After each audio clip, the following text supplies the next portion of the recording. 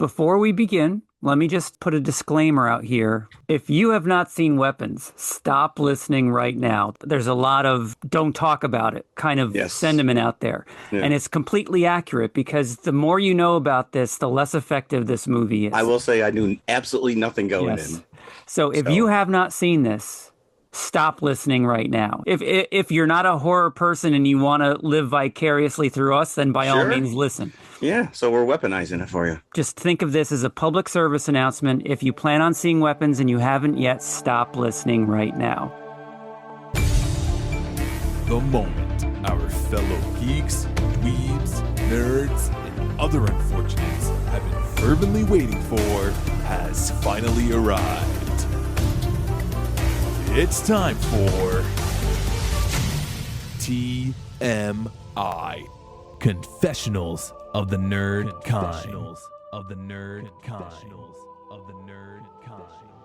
And now, your hosts, Jeff Nerf Herder Chandler and Jim Kaiju Baker.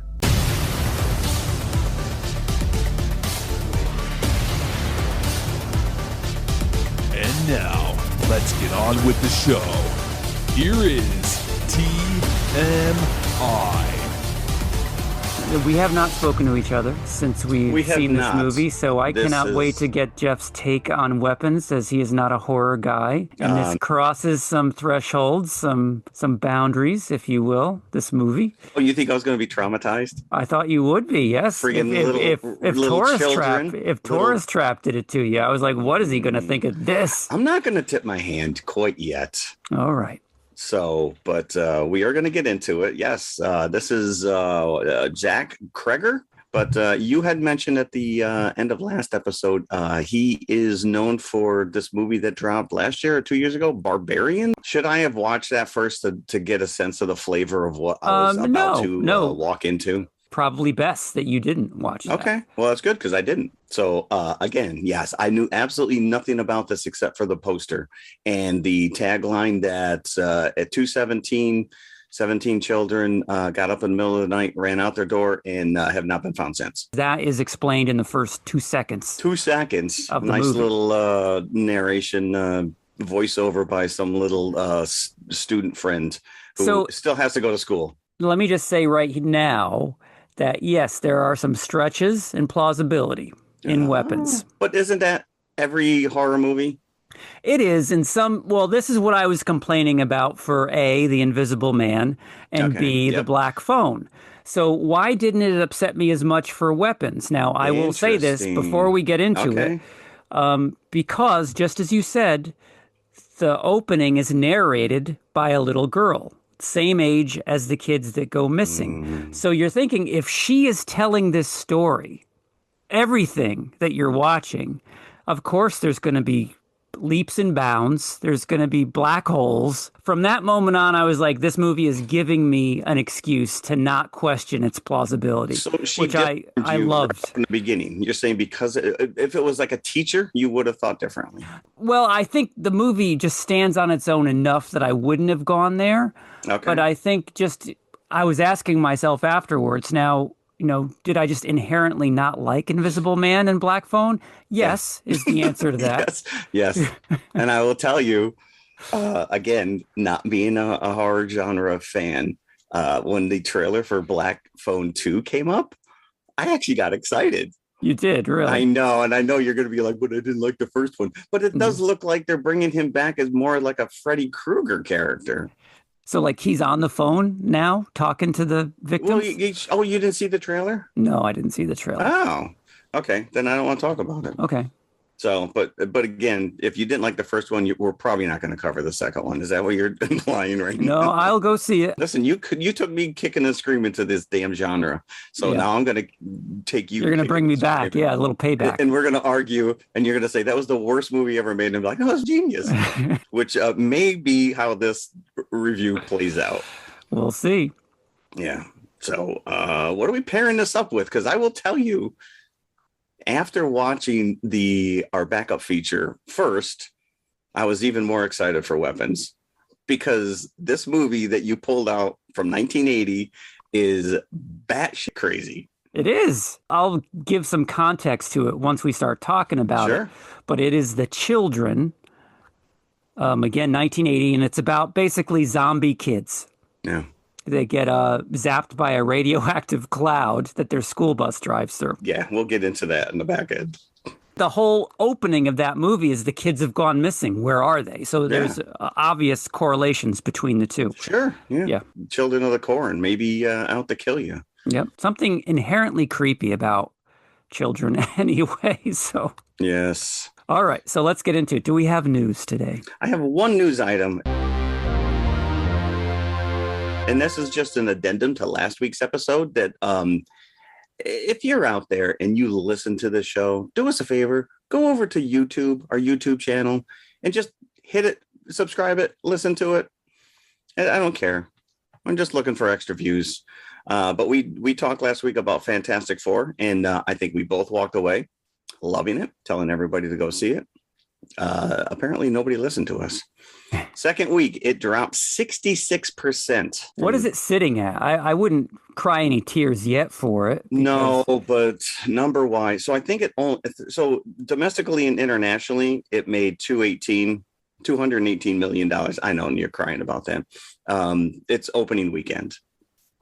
So it dropped 66% in its second weekend, which is pretty big, bringing in about 40 million. And now as we record this, we're going into the third week and it's on track for 18 to 20. Are we finally getting this superhero fatigue that we keep hearing about? That everyone who wanted to see this saw it opening weekend and then said, I don't need to see it again? This fatigue obviously has affected general moviegoers already, but is it now even affecting fanboys? I don't know. I thought they did something special with this one. They did. Absolutely. Yeah. If I had the time, I'd welcome the opportunity to see it again. I agree with you. I would wholeheartedly go see it again. I would also go back and rewatch Superman. And I see now, I think there's like a 45-day window. It's going to show up on streaming. I wonder if it's going to go right to Max or if it's going to go to VOD for a time. Yeah, I think it's going to be VOD for a little bit. But I do know that there was a lot of people, more people that I talked to, whether they were superhero fans or not, bring up Superman a lot more than Fantastic Four, which is interesting. It was like a phenomenon. When I went to go see Superman, people dressed up. I didn't see anybody dressed up in Fantastic Four outfits when I went to that. Yeah, that's a good point. Yeah, that's because everyone wants to be Superman, whether they have that virtue or not.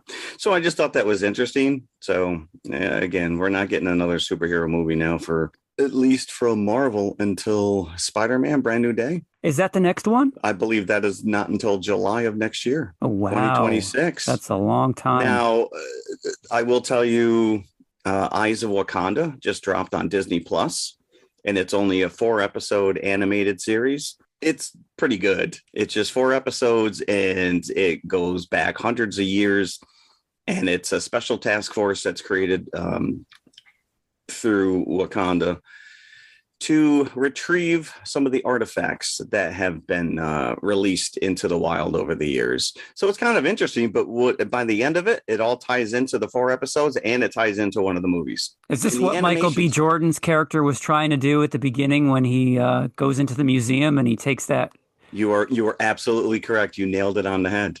That's exactly. So you see that artifact in one of the episodes and how it plays out over the course of the four episodes, and it ties directly into that scene. Oh, okay. And the animation style, I know some people don't like the hyper realized, and it's very, very stylized. I enjoyed it. It was fun. We banged through all 4 episodes. So there you go. That's one of my Eyes of Wakanda. What else did we do? Eyes of Wakanda just dropped on Disney Plus last week. They're standalone stories, but they do have a narrative tie. Recommend it. But that's it. That's my news.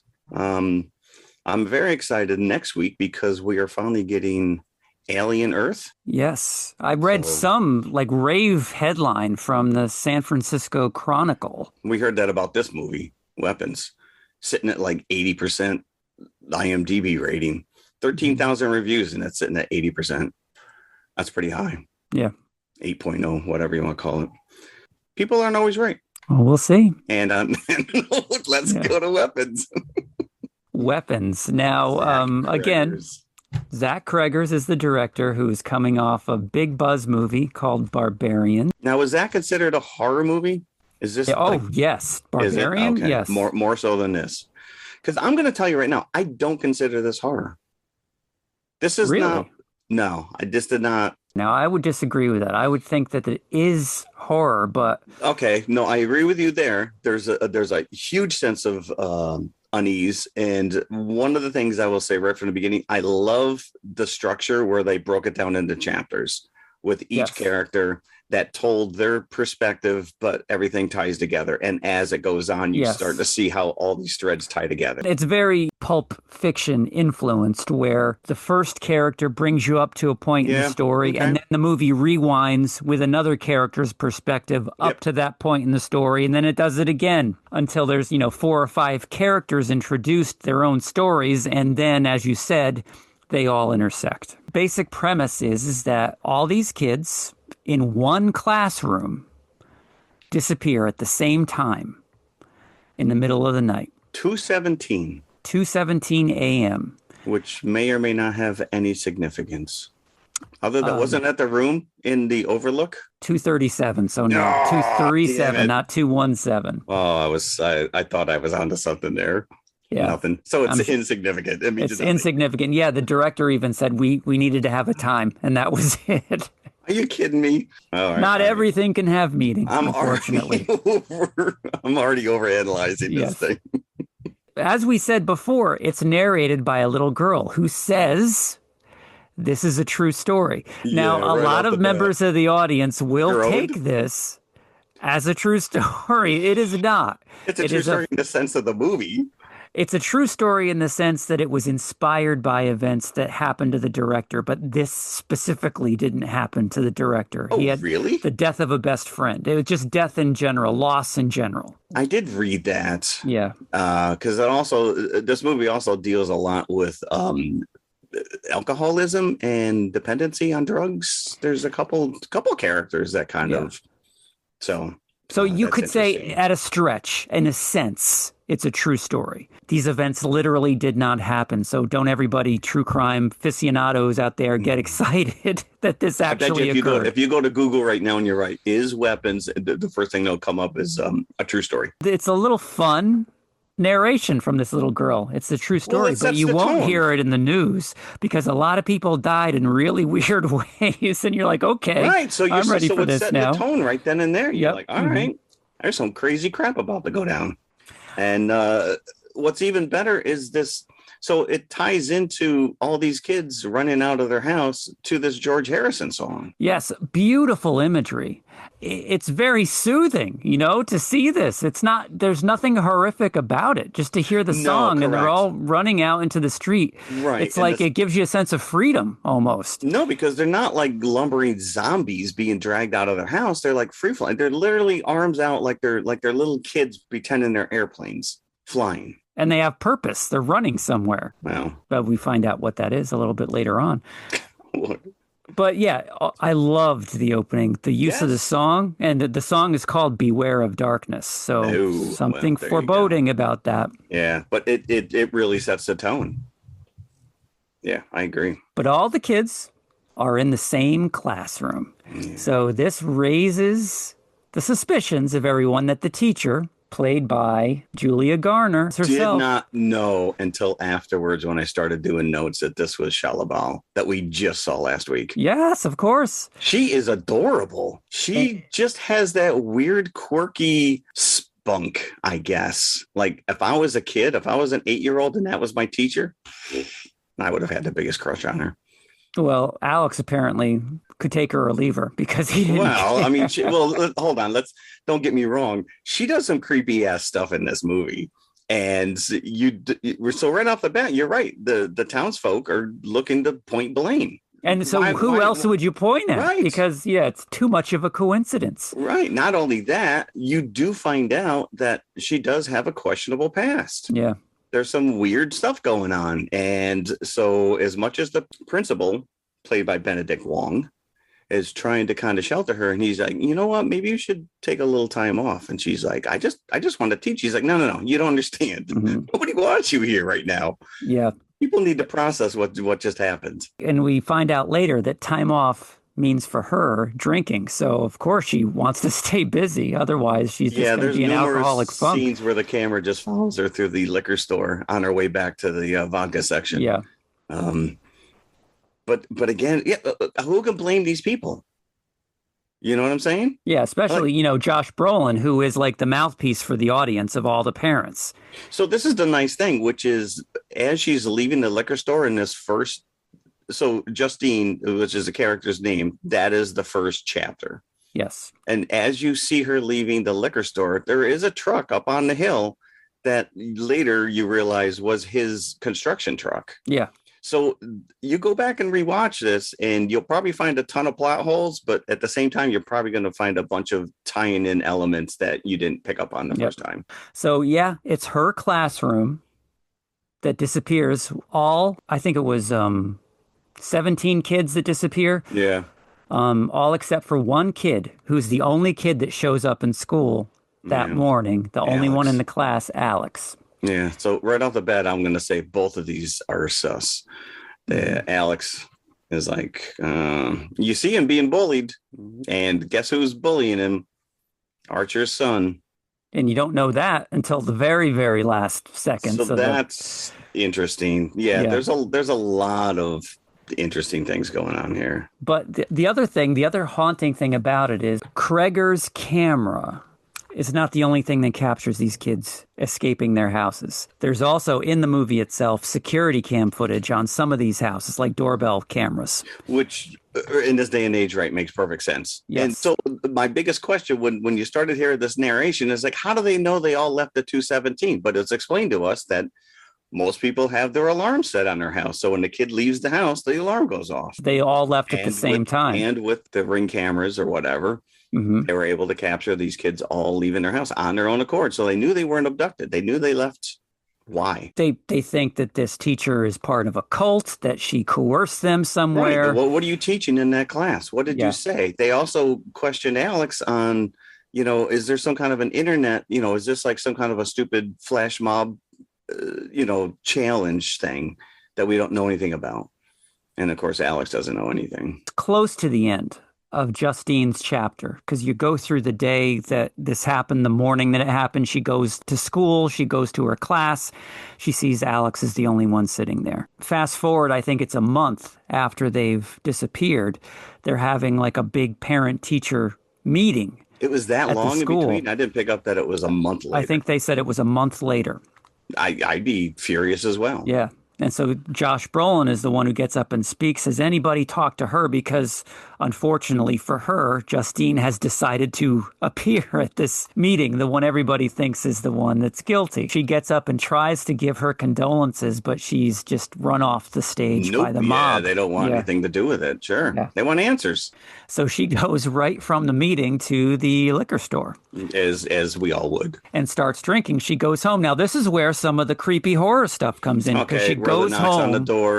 Knocks on the door. There's nobody there. You're expecting there to be somebody in the house. It never really pays off. Right. The doorbell rings. And she's like, who is it? She's screaming. So this is what drives me nuts during this scene. Because you're right. It was tense. You're like, all right, what's going on here?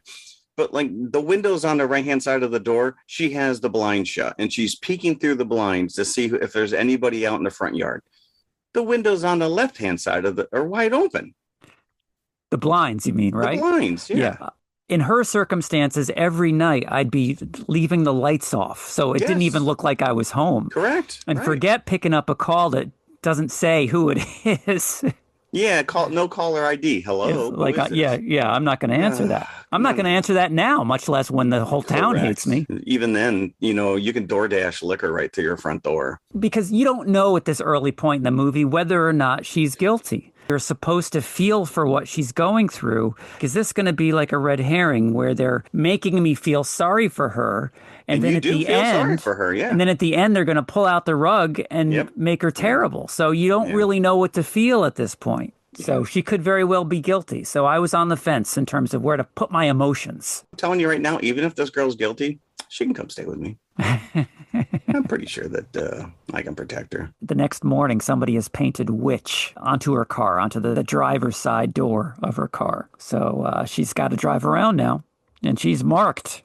with the scarlet letter. Scarlet letter, literally. Yeah. Yeah. This is where you leave town.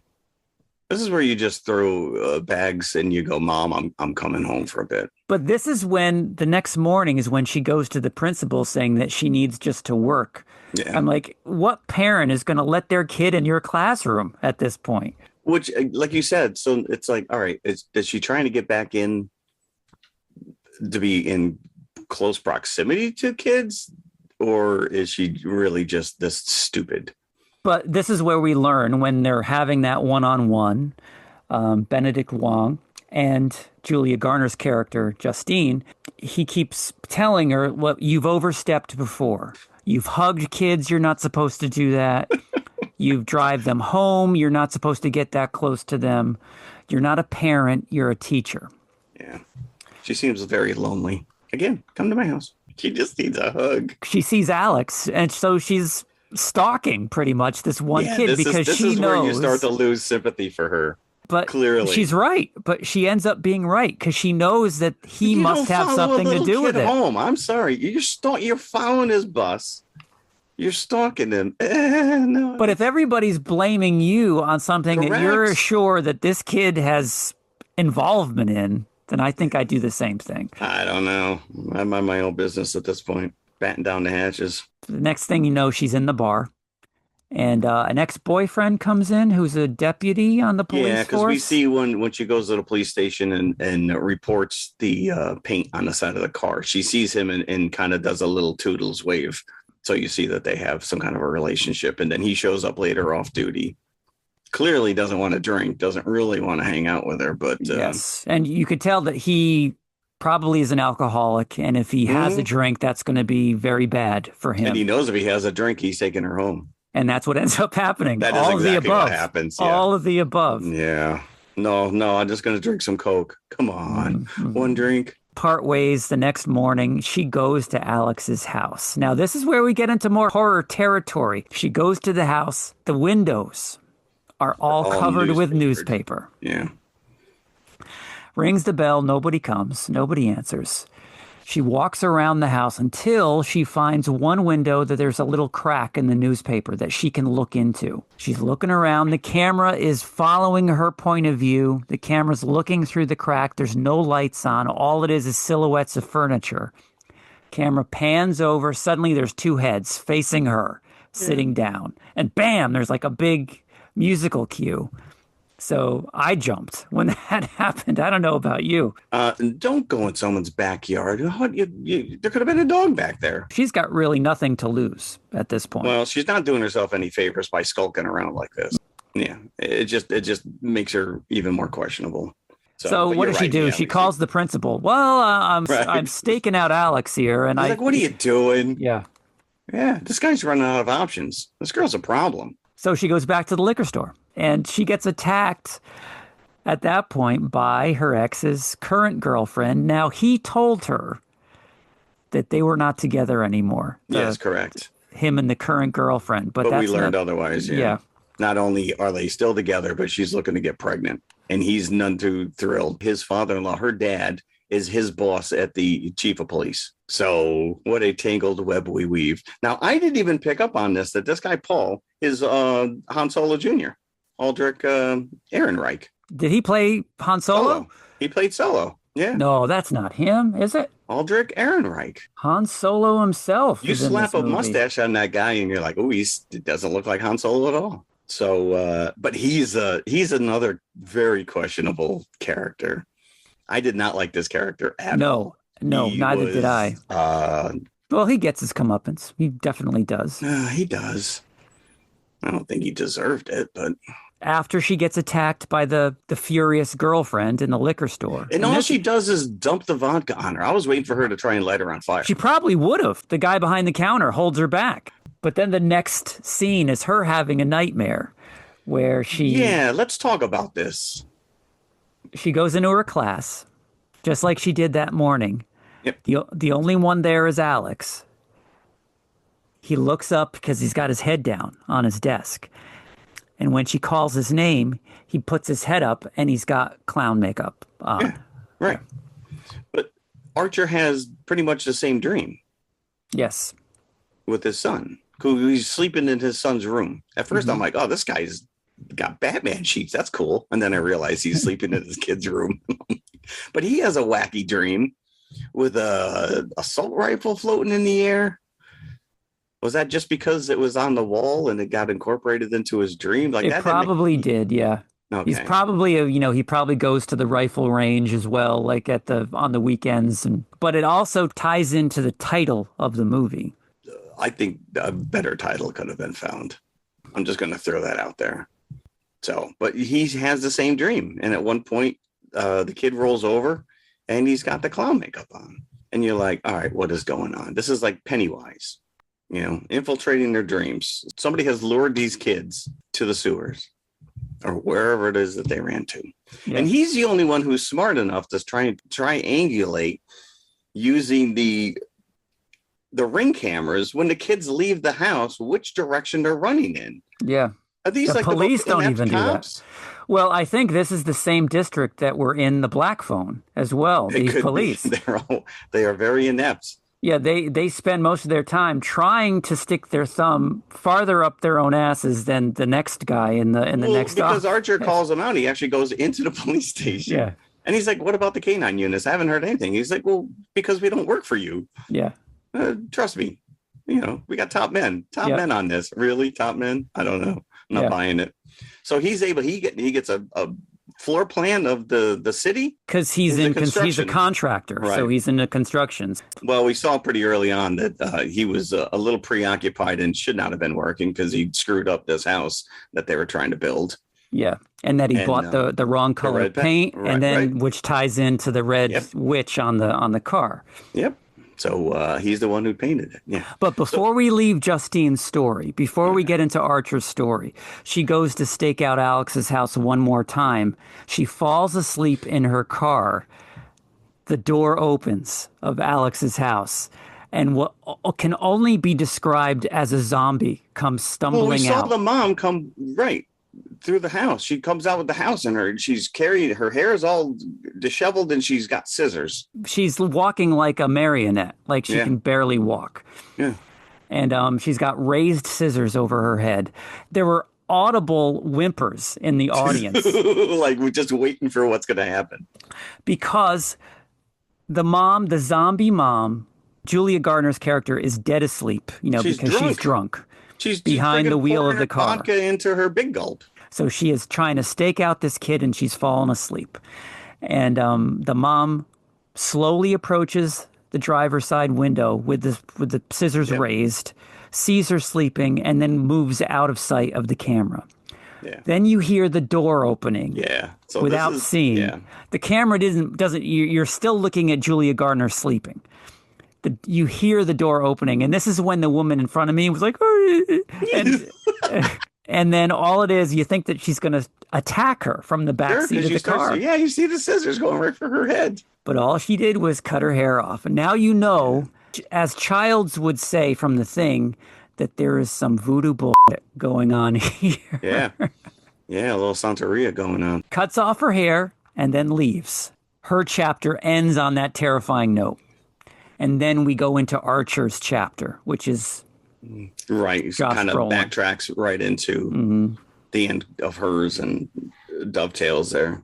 And now this character of Archer is very telling because you don't even know that he's the father of the bully yet, or that the bully was even in the class of the kids that disappeared. But you see him at one point like talking to his missing son, like, "I'm sorry, I meant to tell you."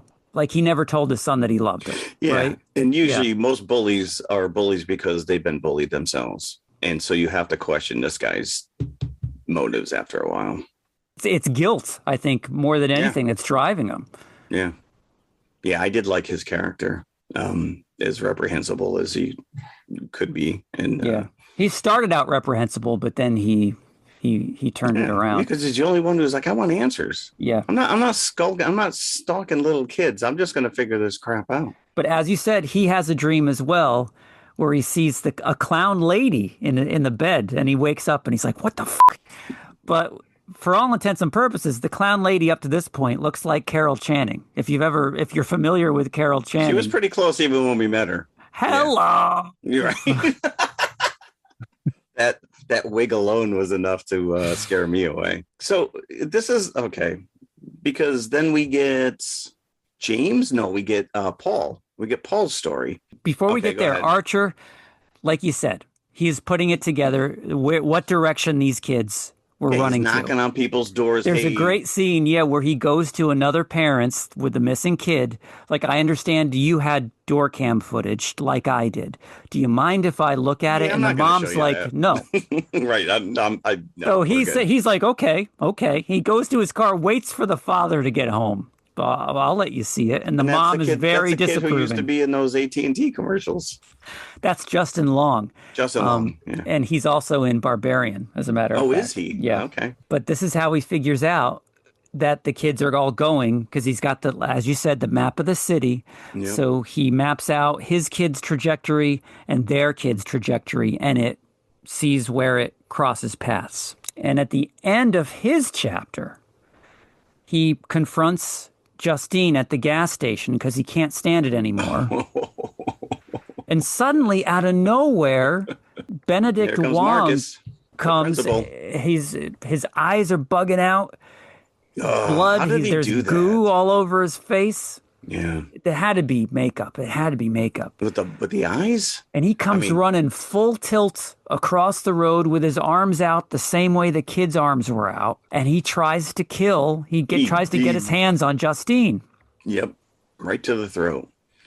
And Archer stops him from. And now you're thinking to yourself at this point, you'd think that they'd both be on her because you don't know the full story yet. So Archer saves her from being killed by this insane principal. And it turns out later that there's a commonality that he's seen with the kids running away and how this guy was running. So he knows that something is up. But, so pieces are starting to fall into place a little bit in the sense that there's at least a cohesive narrative here now. But now you've got this batch crazy element. Like what's the deal with Benedict Wong? Right, because up to this point, you don't see the kids are not even, they're just missing. Yeah. We don't know what they are. We don't know if they're zombies. We don't know if they're killed, if they've been nothing. They're just gone. Yeah. This is all from the townspeople dealing with the ramifications of them disappearing, which is interesting.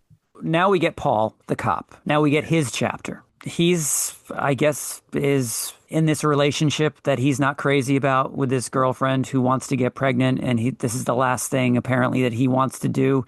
She's probably helped him through Alcoholics Anonymous, which was not his idea, obviously. No, so because she even said, did you go to a meeting? He's like, if I need to go to a meeting, I'll go to a meeting. Yep. It's so like, he's a miserable human being. And it looks like he probably blames all of his troubles on his girlfriend, who only wants the best for him. I don't know. She seems like trouble as well. He just was too milquetoast to get out of it. So right away, okay, he is not broken up with his girlfriend, which he tells Julia Garner earlier in the movie and ends up sleeping with her. Picture, yeah. His girlfriend was just away for the night. I don't think they were sleeping.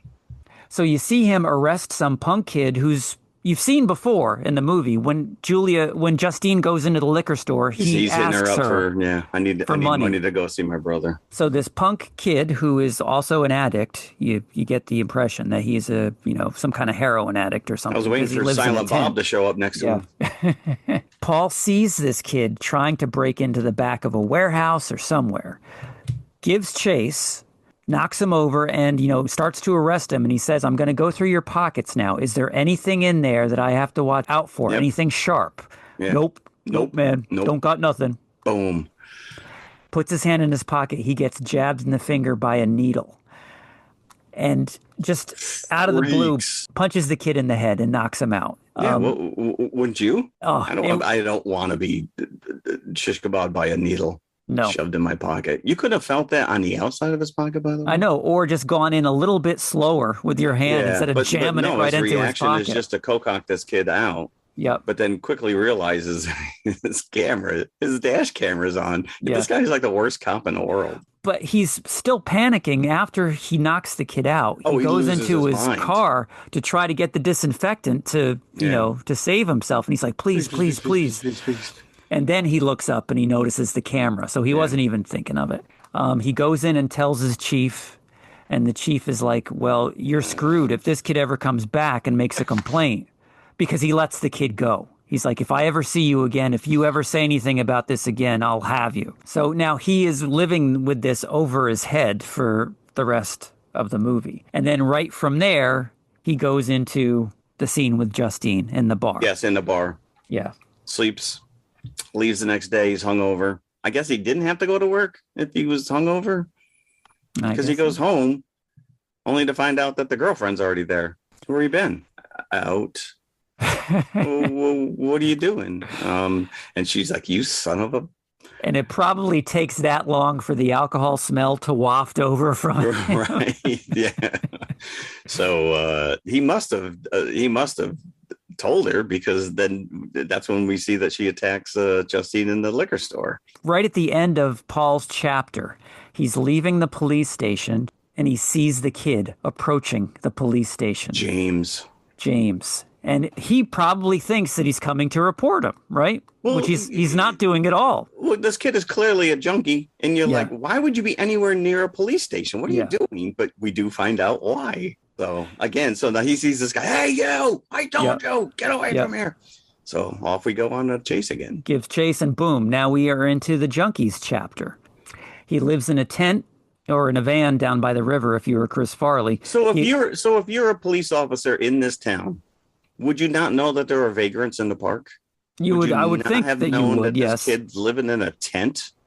Well, Paul does go right to his tent, so he probably is very aware that there's vagrants living in the woods. So where does he think this guy's going to go? I don't know. I seen you around town. You're trouble. Well, maybe he thinks he can do the town a favor. If I can get this kid out, that's one less vagrant that's living in the woods. He was in hot pursuit of this kid. There's a scene where he's gunning his patrol car through the streets, and I'm just like, dude, town's not that big. Maybe they've had run-ins before, and he's just like, this damn kid again.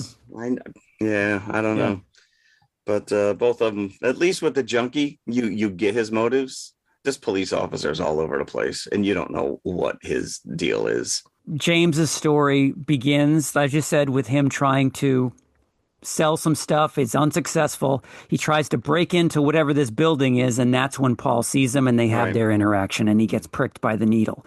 So he gets punched in the head.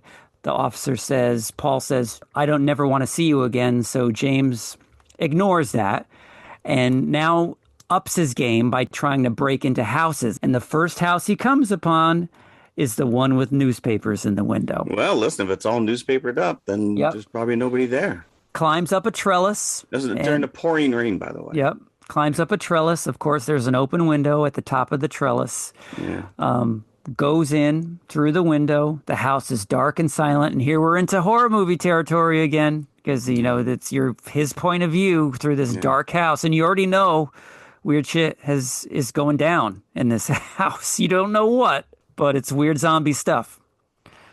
So he goes into the kids' room. He gets a pillowcase because he's like the Grinch, and he's going to just take all their stuff in the pillowcase. This is actually pretty smart. At first, I'm like, what is this guy? Oh, he's collecting a bag so he can put stuff in it. I'm like, all right, it's not his first rodeo. So he's looking at the DVDs. Was it a Willow DVD that he pulls out? It was a Willow, yeah. Yeah. It's like, oh, Willow. Willow. Well, all right. Decent people. Again, the woman in front of me jumped. I was testing the horror of effectiveness of this movie by her reactions. All right. I will say there was only 2 other people in the theater with me when I saw this. Oh, really? So I had it was me and Frank. Okay. And 2 other people. So he sees the parents in a coma state sitting on the couch as he's going through their DVDs. And they've got at first it looked like their faces were all sutured up. Yeah. Like there was just all these puncture wounds, sutures. But you can't see it very well because the house is dark. Yeah. But their hair is all disheveled. And so you're thinking to yourself, if this is a month in and you don't know what this people's story is, are these Alex's parents? Wouldn't the cops have come and questioned them? So now I'm starting to be like, all right, now the timeline is starting to be a little wonky. Now, you did see Alex being questioned at the school earlier on, and you didn't see who was sitting with him. You just saw legs next to him. But you assumed it was his parents. We did see his dad. Was that earlier on? Yeah, the dad We don't have Alex's chapter yet, so we haven't met the dad normally. Okay. But it turns out the dad did go with him to be interviewed at the school with Aunt Gladys, and Gladys said that, excuse his dad, he's just had a stroke. And that the dad was just sitting zombie-like while the police were questioning Alex. James sees these two comatose parents. Anybody else would leave the house at this point. And he's just like, he snaps his fingers in front of him a few times. Nothing. He's like, nothing? Okay, I'll just go about my business. Yep, thank you very much. Yep. Oh, some silverware. So he goes into the basement. There's plenty to steal upstairs. But this is also where we see, like, the kitchen is a disaster. There's open tomato soup cans laying all over the place. Like, the place looks like it had been abandoned for months. Like you said, you got newspapers over the windows, so you're not getting any light in there. It probably smelled horrible. Yeah. He goes down to the basement, and very much shades of Blair Witch. He sees all the kids in the basement just standing. On cue, all the kids turn and look at him all at the same time. Now, this is enough to spook him out, and he runs up the stairs, barricades the door, the basement door. Now the parents are lumbering at him. Brains. Yep. He makes it out just in the nick of time with a bag. I'll give him that. He goes right. He knows what he has to do. I didn't know that silverware was worth that much. That guy was giving him a pile of cash. Then he looks above it. He's in the pawn shop selling the silverware. He looks above the guy. He sees the reward poster for where information. $50,000. I think those are the kids I just saw in that basement. So he calls the police station. And this is actually a really funny scene. And he's like, I don't like police that much, so I feel uncomfortable actually coming into the police station. Right. Can you just meet me somewhere with the cash? Like, how is this going to work? It's like, well, we got to find them first, sir. Serious. Well, why don't you meet me somewhere and I will bring you to where the kids are, and then you bring the cash, and we'll call it a day. That's exactly how we should go. Because you're probably also thinking he doesn't want to get punched in the head again, right? Right. That phone call doesn't go well, so he has no choice now but to go to the police station. And this is when he sees Paul. And yep. I got to run again. So this is where he runs to his tent. And as he's hiding in his tent in the woods is what can only be described as another creepy clown. Yep. Waving at him. Yeah. And I'm like, this is just Pennywise. Yeah. What's going on here? So he gets in his tent and he's terrified now. James is. And now Paul is chasing him, and he's just seen this Carol Channing clown. Hello, in the woods. Somebody's approaching the tent. You don't know. So he zips the tent up like he's somehow safe. Yeah. This is like when you're a little kid, you just hide underneath your covers. Yep. Like, all right, I'm safe. My foot's not. Oh, nothing can get me. Oh, and then the hand starts unzipping the tent, and he's like losing his freaking mind. So what does he do? 3 needles right to the face. He gets all the needles again like a weapon. And then he jams Paul in the face. So not only is Paul now pricked in the finger. About the finger.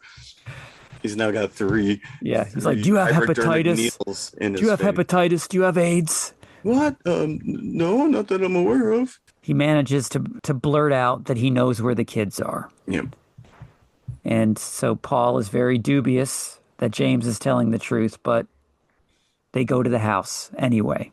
How about I take you back to the headquarters? You tell me which house it is, and then I'll go there with a bunch of other guys. But James is like, as Paul gets out, you're not going to take that money for yourself, are you? He's only concerned about the money. James is locked in the police car as Paul goes in, knocks on the door opens, and in goes Paul. Yeah, and he's like, what the? Yep. Because he didn't think anybody was home. Hours later. Guy's sitting in the back of the police car. It's pitch black out. It gets into nighttime, and suddenly the door opens again. Out comes Paul. Paul's now walking just like the mom was, like a zombie, and drags James back to the house. So wouldn't your police department miss this guy at some point? The fact that his police Officer car... Hogan is not called in for hours. Yeah. Yeah, multiple people have reported a police car sitting in front of this house. We don't. But again, is this the way that this really happened, or is this all from this little girl's point of view? Does this solve all plausibility questions? Telling me this is all from but never again. This is like Thor: Love and Thunder.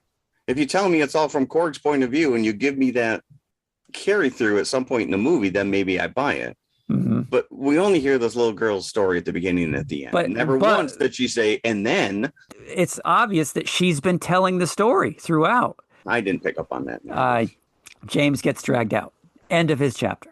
And now we have Marcus, who is Benedict Wong. Yes. This was messed up. This is when things start to really go off the rails. Yes. Yeah.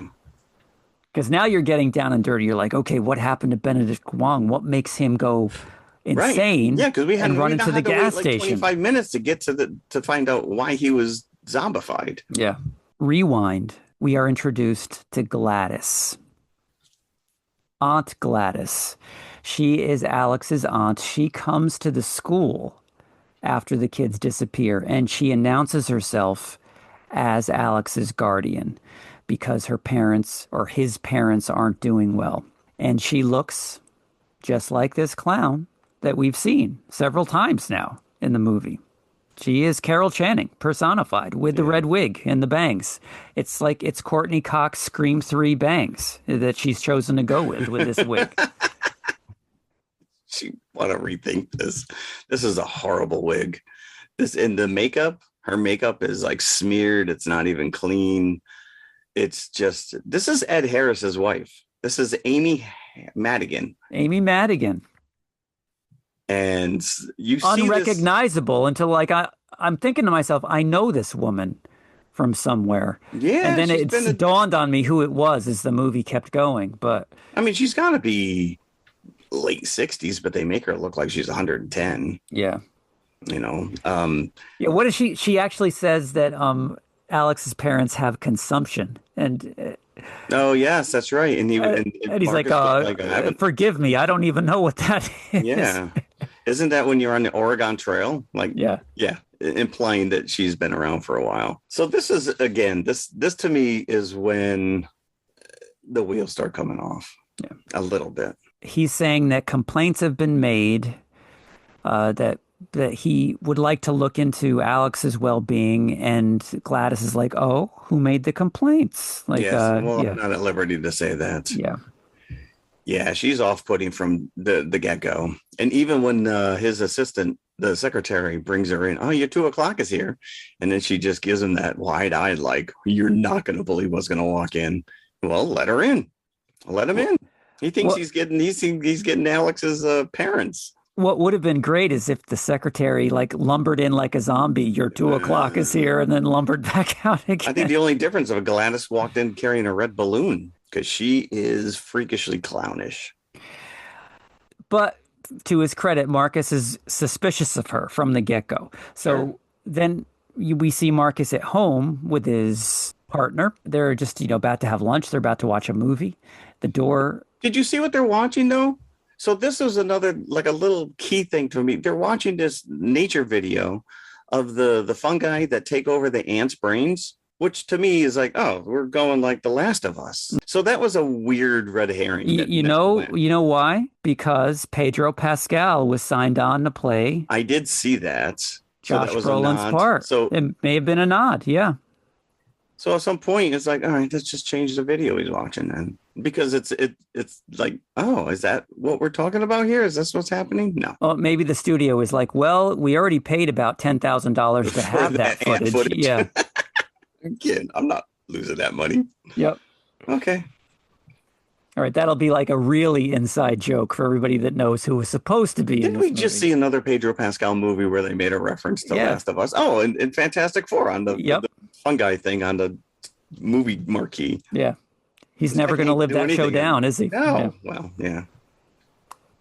One season. So Gladys shows up at the principal's house, and the principal already knows that this is a whack job, right? So he's not going to invite her in, but his partner doesn't know. He's like, "Oh, come in." Yeah, you need a glass of water? Yeah, I need a glass of water. Actually, could you give me a bowl?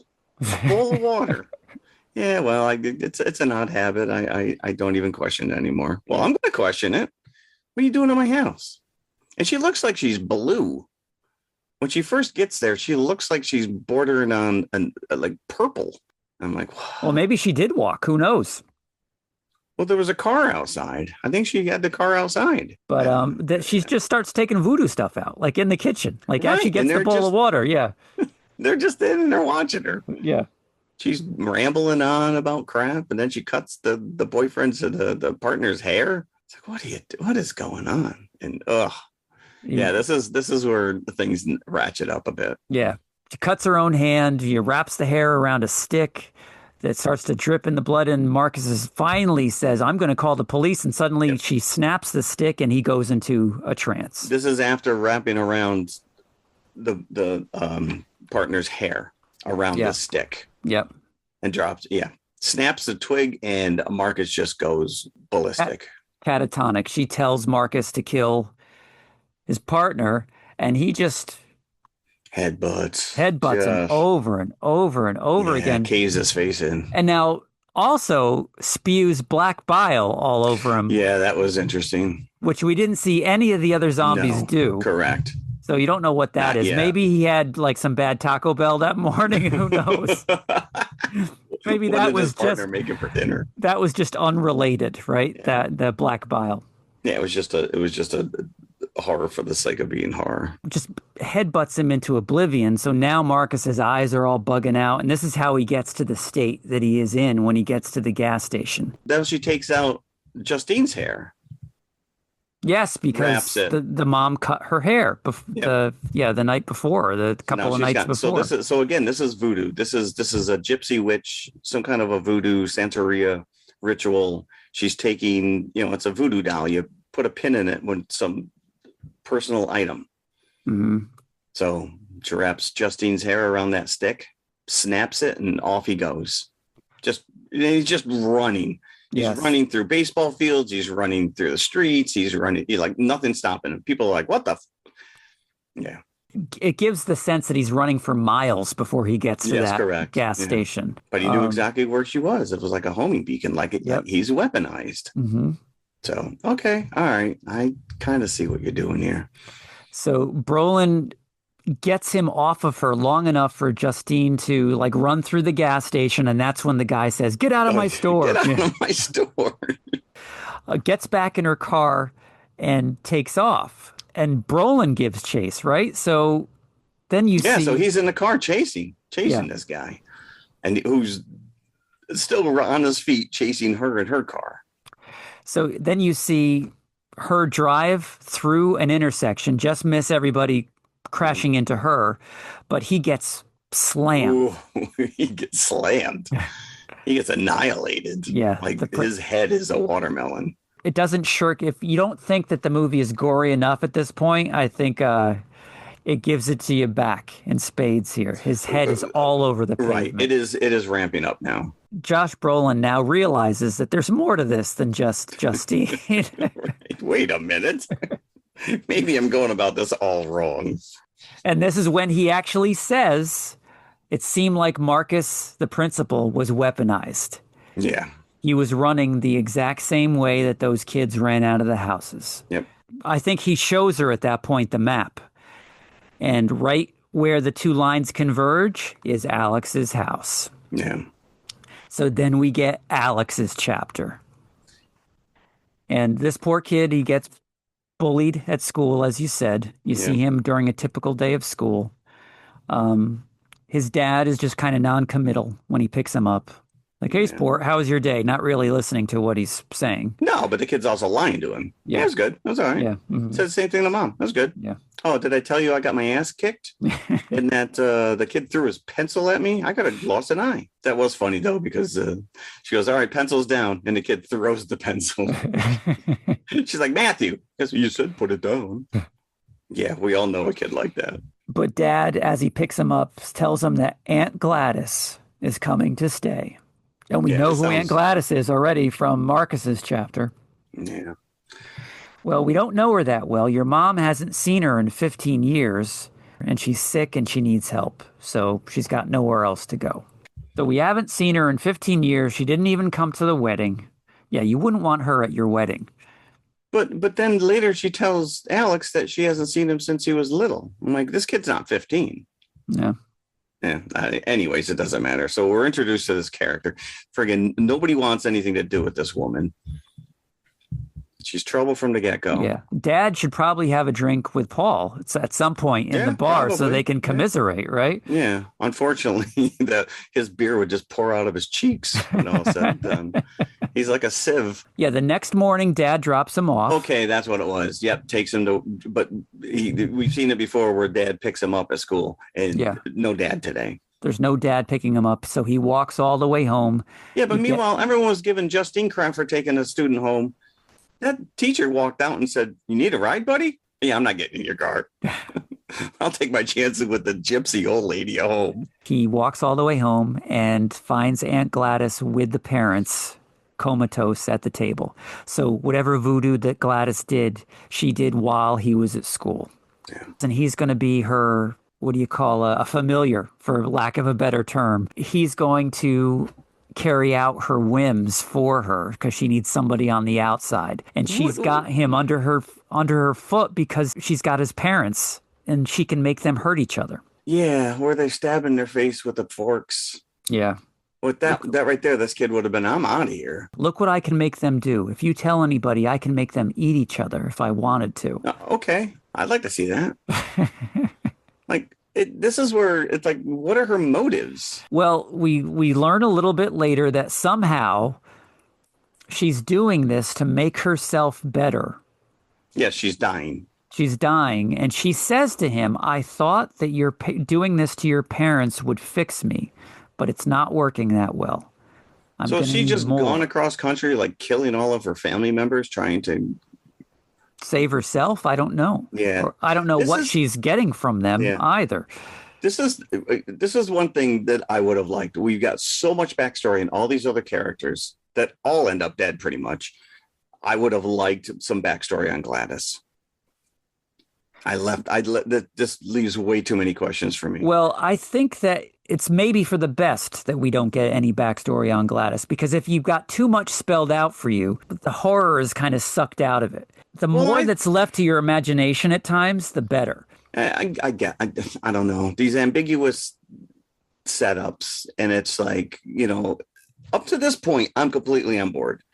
Like I said, I don't think this is horror in the sense that, like, when I consider horror, like just gore, it's suspenseful, it's intriguing, it's engaging.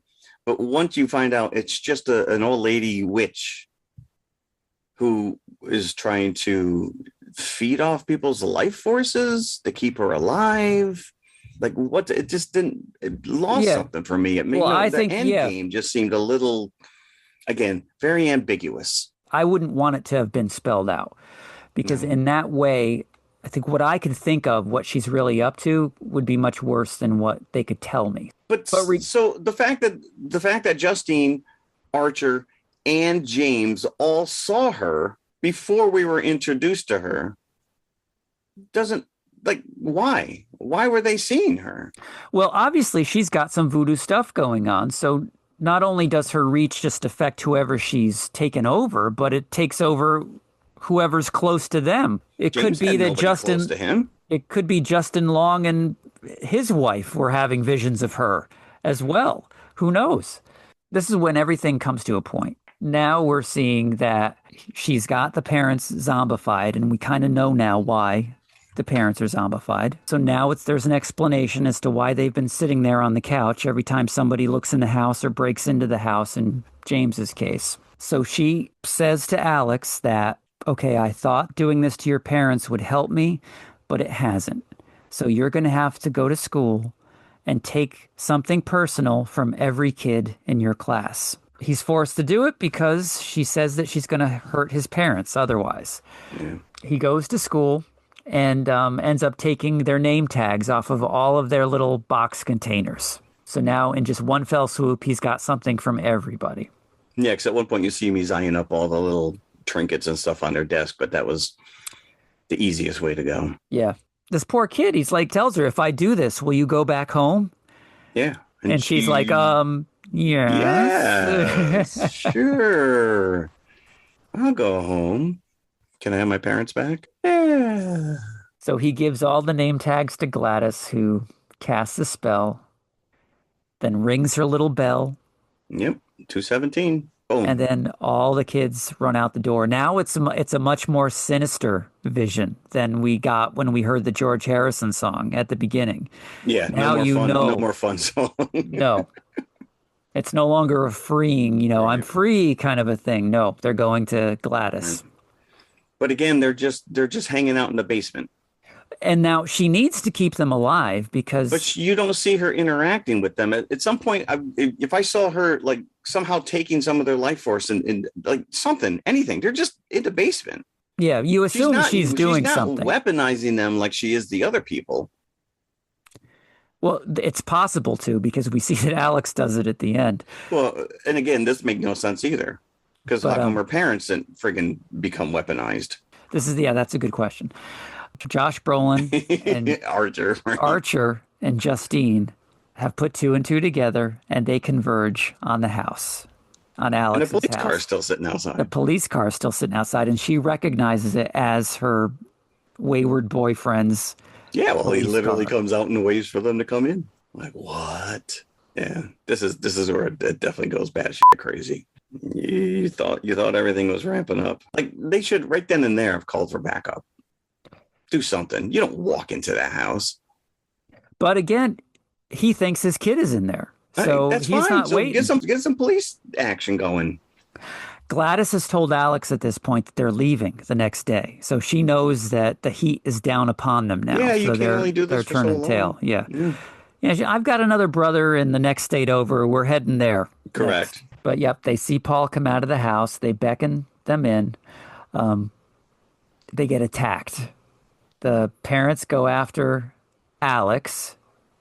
There's the scene with the potato peeler. Paul, of course, goes after Justine. What was the movie where the girl used the cheese grater? The Evil Dead Rise. So we've got a potato peeler to the face scene. Okay. James, who is the junkie, is in the house, and he is a zombie, and he keeps coming at Josh Brolin. Who's throwing him over the table. Throwing him through things. Boom, he gets right back up. Boom, he gets right back up. My audience was laughing every time that he would punch. Every time he would punch this kid. Yeah. This ending became comical. I think that's purposeful because Barbarian is like that as well. Okay. Because Justin. Then I would have liked a little more humor throughout this. Like the tone shifts. It does. And I think that's just to keep you off guard. Okay. Well, off guard I was. Brolin finally gets rid of James. What do they do? Did they shoot him? I think that they did. Yeah, Julia Garner comes up from behind him and shoots him. That's after she shoots After Paul. she shoots Paul. Paul's choking her out, and she reaches for his revolver, shoots him once, and he keeps coming, and then the second shot in the head. Yeah. So she's like, oh, just double tap. So take him out in the head. And yeah, James has got Archer down, and you think that's it. And all of a sudden, boom, she takes him out, headshot. And but Archer, poor Alex is friggin' hiding out in the bathroom. His parents are coming after him. Oh yeah, by the way, the Aunt Gladys says, don't walk over the salt line. So what's he do? He walks over the salt line. Yeah. The parents are activated.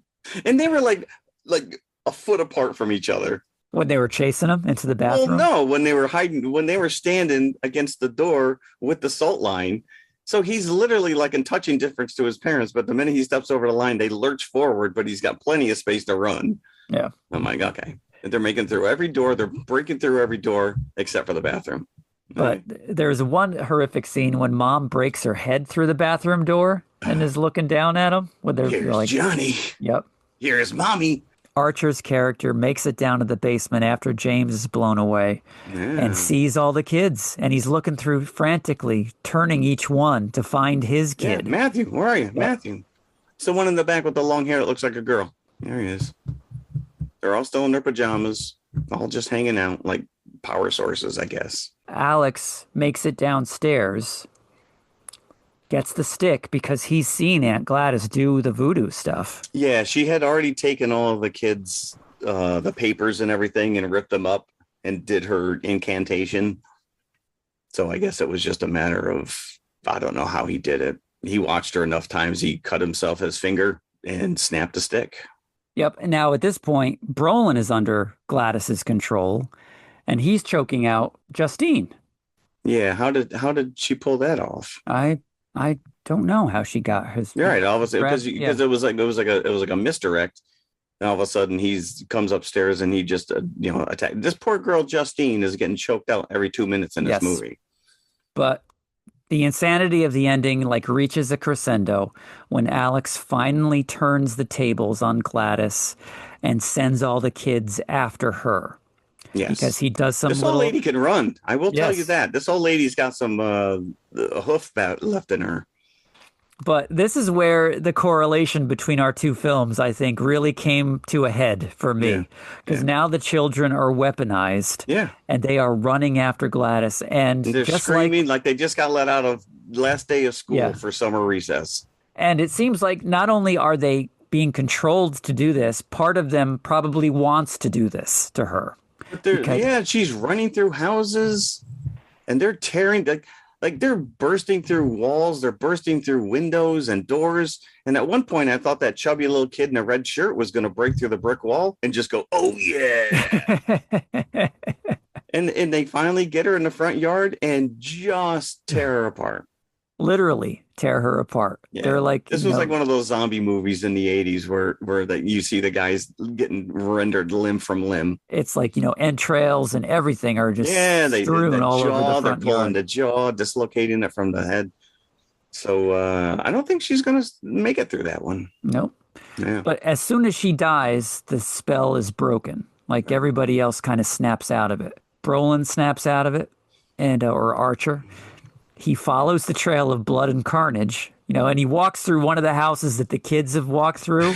This is funny.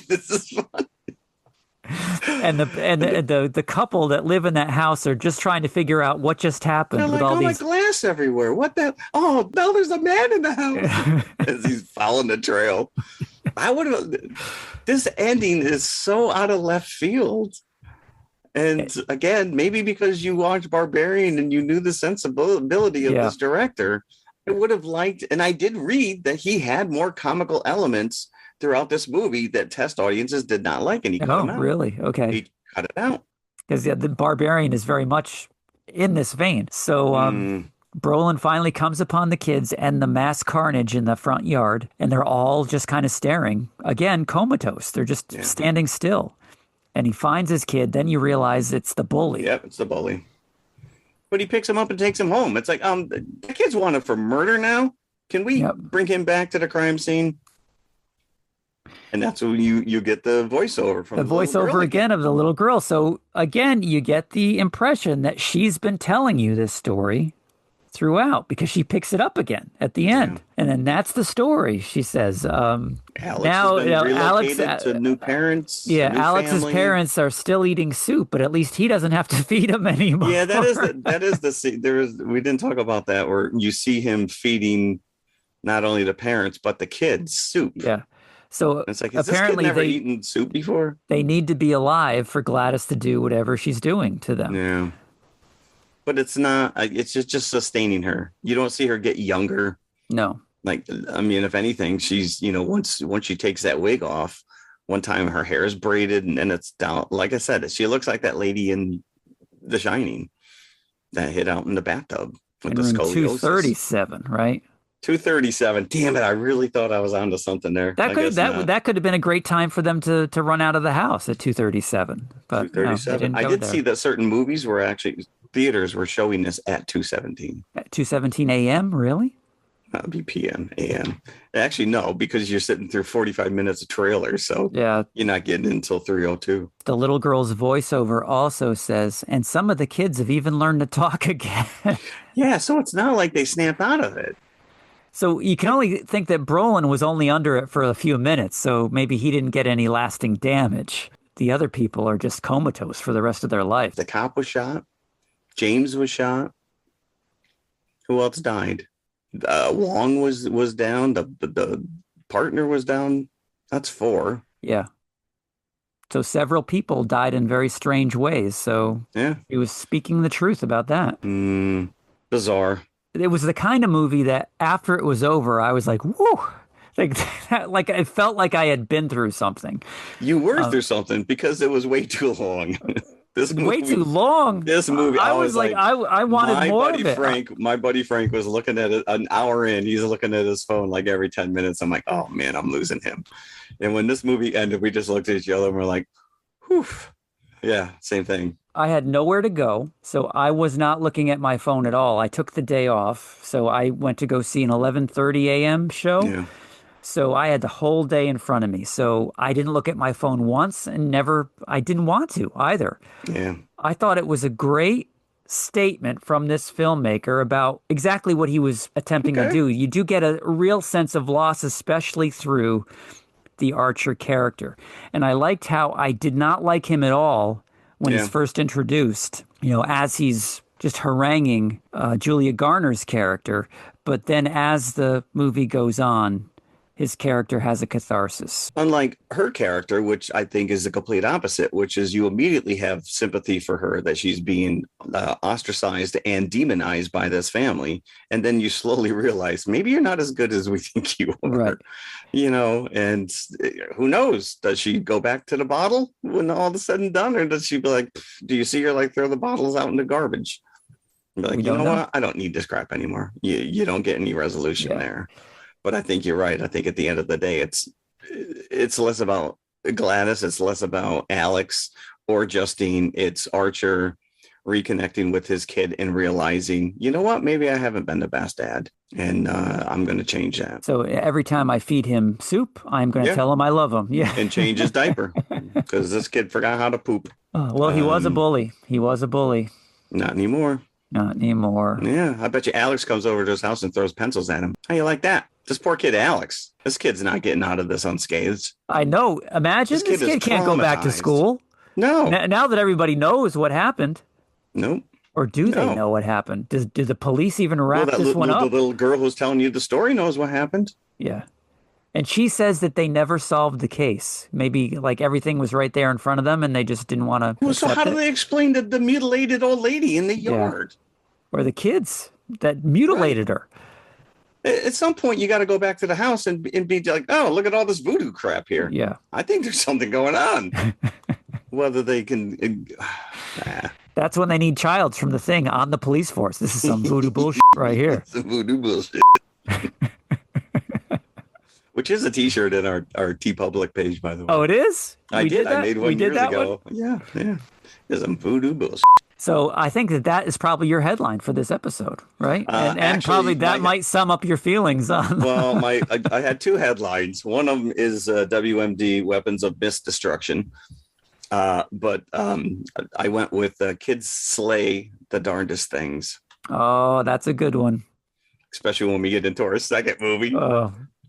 So I really like this. I think as a horror movie, it gave me something I hadn't really seen before. Okay. Barbarian, I'm not counting that because it was in the same vein. And I thought the same thing when I watched Barbarian. It's kind of like a refreshing change of the norm from what I am expecting now from a horror movie. I liked that it left a lot of things open, that it left a lot of things to my imagination. The best horror movies do that. Look at Jaws, look at Alien, stuff like this. So it gave me that very same feeling that those movies did, that I watched something special. It's worth it to say that it would have been Pedro Pascal in Josh Brolin's role as Archer. Now that I've seen this with Brolin in it, I can't see Pedro Pascal in it. So maybe that was a blessing. Passive. Yeah. That was a blessing in disguise for this movie. I agree. I have seen comparisons, to earlier horror movies, comparing it to a Sam Raimi or a Peter Jackson, some of his early horror stuff. But like Sleepy Hollow is fun. This is not fun. I think in a way it is fun. There's a lot of levity in this. So if you're looking for laughs, they are there, kind of to pinpoint, I think, the horror, to give you a little bit of release, especially the ending. I think that ending gives as much release for the audience as it does for the kids that finally get their revenge on Gladys. So I really liked it. I'm going to give this 4.25 buckets out of 5. Okay. 4.25. 4.25. That's huge for you. Yes. I'm going to have to go and watch this Barbarian movie. Just so I can say, all right, this guy is either a joke or maybe I'm just missing the point. Again, I was on board from the get-go. I like 3/4 of this. I love the structure. I love the build-up. The third act fell apart for me. And for it to go suddenly comical just seemed really weird to me. And again, I don't watch a lot of these horror movies. Maybe I'm missing something. I'll be the first to say that this movie was not made for me, but I did enjoy it and I liked the journey. I just thought the payoff at the end. And again, it just the ambiguity of Gladys and who and what she was. There was nothing paranormal about her. She wasn't some demon like Freddy Krueger that hid in your dreams or even Pennywise. It just, I don't know. But was she? Because as we said, a lot That's of characters saw her before they were ever taken over. Right. So, but that just left more questions. So maybe if it's like Weapons 2, Electric Boogaloo, yeah. All hands on deck. I don't know. Gladys's story. Gladys, I did see that they talked about doing a Gladys chapter and opted not to. That would have been fascinating if they did. Well, that's what I'm saying. You're telling me I don't need to know all that. Well, it would have been, but backstory. still, but I do think that I see why that they didn't. I accept the fact that I just don't know as much as I could about Gladys. Maybe that makes it more effective. Who knows? Yeah. I guess we'll never know at that point. Unless like that chapter somehow shows up on. Unless they do a sequel, a prequel. Right. Yeah. And then again, sometimes it's like you said, sometimes they over-explain, Prometheus. It's like, just give me aliens. I don't need to know. Yeah. Do I need to know what these engineers correct. were? So sometimes be careful what you wish for. And it's like, oh, now you mansplained it to me. Now I don't need to know.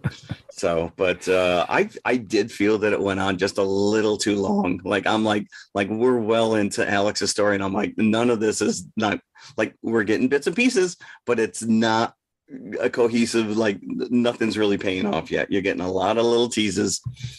And, again, why did she need these kids? At no point did you get any kind of inclination that she was feeding off them, that she was eating their life force, that they were helping her in any way. And just like we're going to talk about the next movie, the police force is just inept. At one point, they knew that the detectives are coming to the house, and her and Alex clean up the whole house, hide the kids and the catatonic parents. Yeah, you would think that did they not have one? Did they not have one police dog on the force? No dog, no canine unit. I mean, if the dogs, right? If one dog was in that house, they would be able to tell. Where's Matt? You're in the basement. What's that, Lassie? Because all she does to hide the kids is like sends them out of the house and go stand in the woods for about a half an hour. Yeah, weird. Not a single person saw it. 17 kids hiding in the woods. So I have to go right middle of the road. I'm going 2.5. 2.5. It didn't the end. No, I'm not. Listen, I give the guy credit. There's a couple nice scenes. There was one scene where he had the camera attached to the door. So when the door swung open, the camera went with it. And I thought that was a really nice, there was a lot to like about this. I'm giving it half. I'm going right down the middle. There was a lot to like. I just didn't. I did. The ending doesn't pay off for me. Listen, I didn't go Condor Man. I didn't go 2. Right. There's a lot of people out there who were liking this movie. I give you credit for just sitting through this. Well, I will tell you, after watching our backup feature, I was all on board for this movie because that is a treat. So showing your hand a little bit, you did enjoy our backup feature more than the main feature? Yes. You did see that Cregger is currently writing a original script for Resident Evil. I did not see that. Yes. Yeah. Apparently the script is written. He said it's an original take and he's very excited. So again, so this is only his second feature film that he's directed. Correct. Yes. So out of the gate, the guy's making a name for himself. For somebody like you who lives and breathes in this genre and is tickled pink that this guy is bringing something new, then I'm on board. That's fine. Yes, and this is one of the reasons we mentioned Fantastic Four at the opening of this show, that it's dropping in the numbers because apparently it's in its opening weekend, which is the weekend that we're recording this. Weapons is going to make somewhere around $40 million, which is way above the projections. So, as you said, IMDb word of mouth is very positive on this, and that's why people are going to see it. I mean, 13,000 reviews in its opening weekend is pretty big. Yeah. So I did see, so there was a bit of a bidding war for this script, and Netflix actually way over, they were ready to pay a lot more, but New Line offered they assured them a theatrical release. So that kind of sealed the deal. Yeah. $38 million to purchase this. This was in IMAX theaters as well. Oh, wow. Yeah. I did see Jordan Peele was mad. Jordan Peele's studio, was it Monkey Paw? Paw Productions? Like, he really wanted to produce this. And when he didn't get that, he actually fired 2 of his managers. Yes, I saw that. That's crazy. He was probably throwing stuff in his office. Let's get on the Cregger bandwagon. So to Zach Cregger, I say congrats to you. You got me in the theater to watch something I don't normally watch. Or did I get you in the theater? No, you didn't have the strong army. You did not have the strong army. I was actually more concerned with the children, because I'm like, it's an 80s movie from Troma. Yeah, Troma didn't actually make it. They just distributed it. Oh, they distributed it. Yeah. It does have a little bit of a Troma feel to it, though. It does. It's fitting. But that terrible, terrible Troma production thing that comes up with the cityscape, it's just... but Sergeant Kabuki, Toxic Avenger, we could have actually paired this up with Toxic Avenger. Peter Dinklage got a new version coming out. Oh, yeah. We're going to have to check that off on our list, Toxic Avenger. Yeah. So anyways, we have to get through our concession treat. Concession. Yes, let's go. So let's go. I'm gonna tell people, if you like this type of movie, if you're intrigued in any way, shape, or form, the less you know, the better. Obviously, if you just listen to this entire show, you're like, well, now I know how it ends. Go see it. We say all the time, we're just 2 idiots with opinions. So, yeah, part of the joy of me watching this was having no idea where this was going to go until it got there.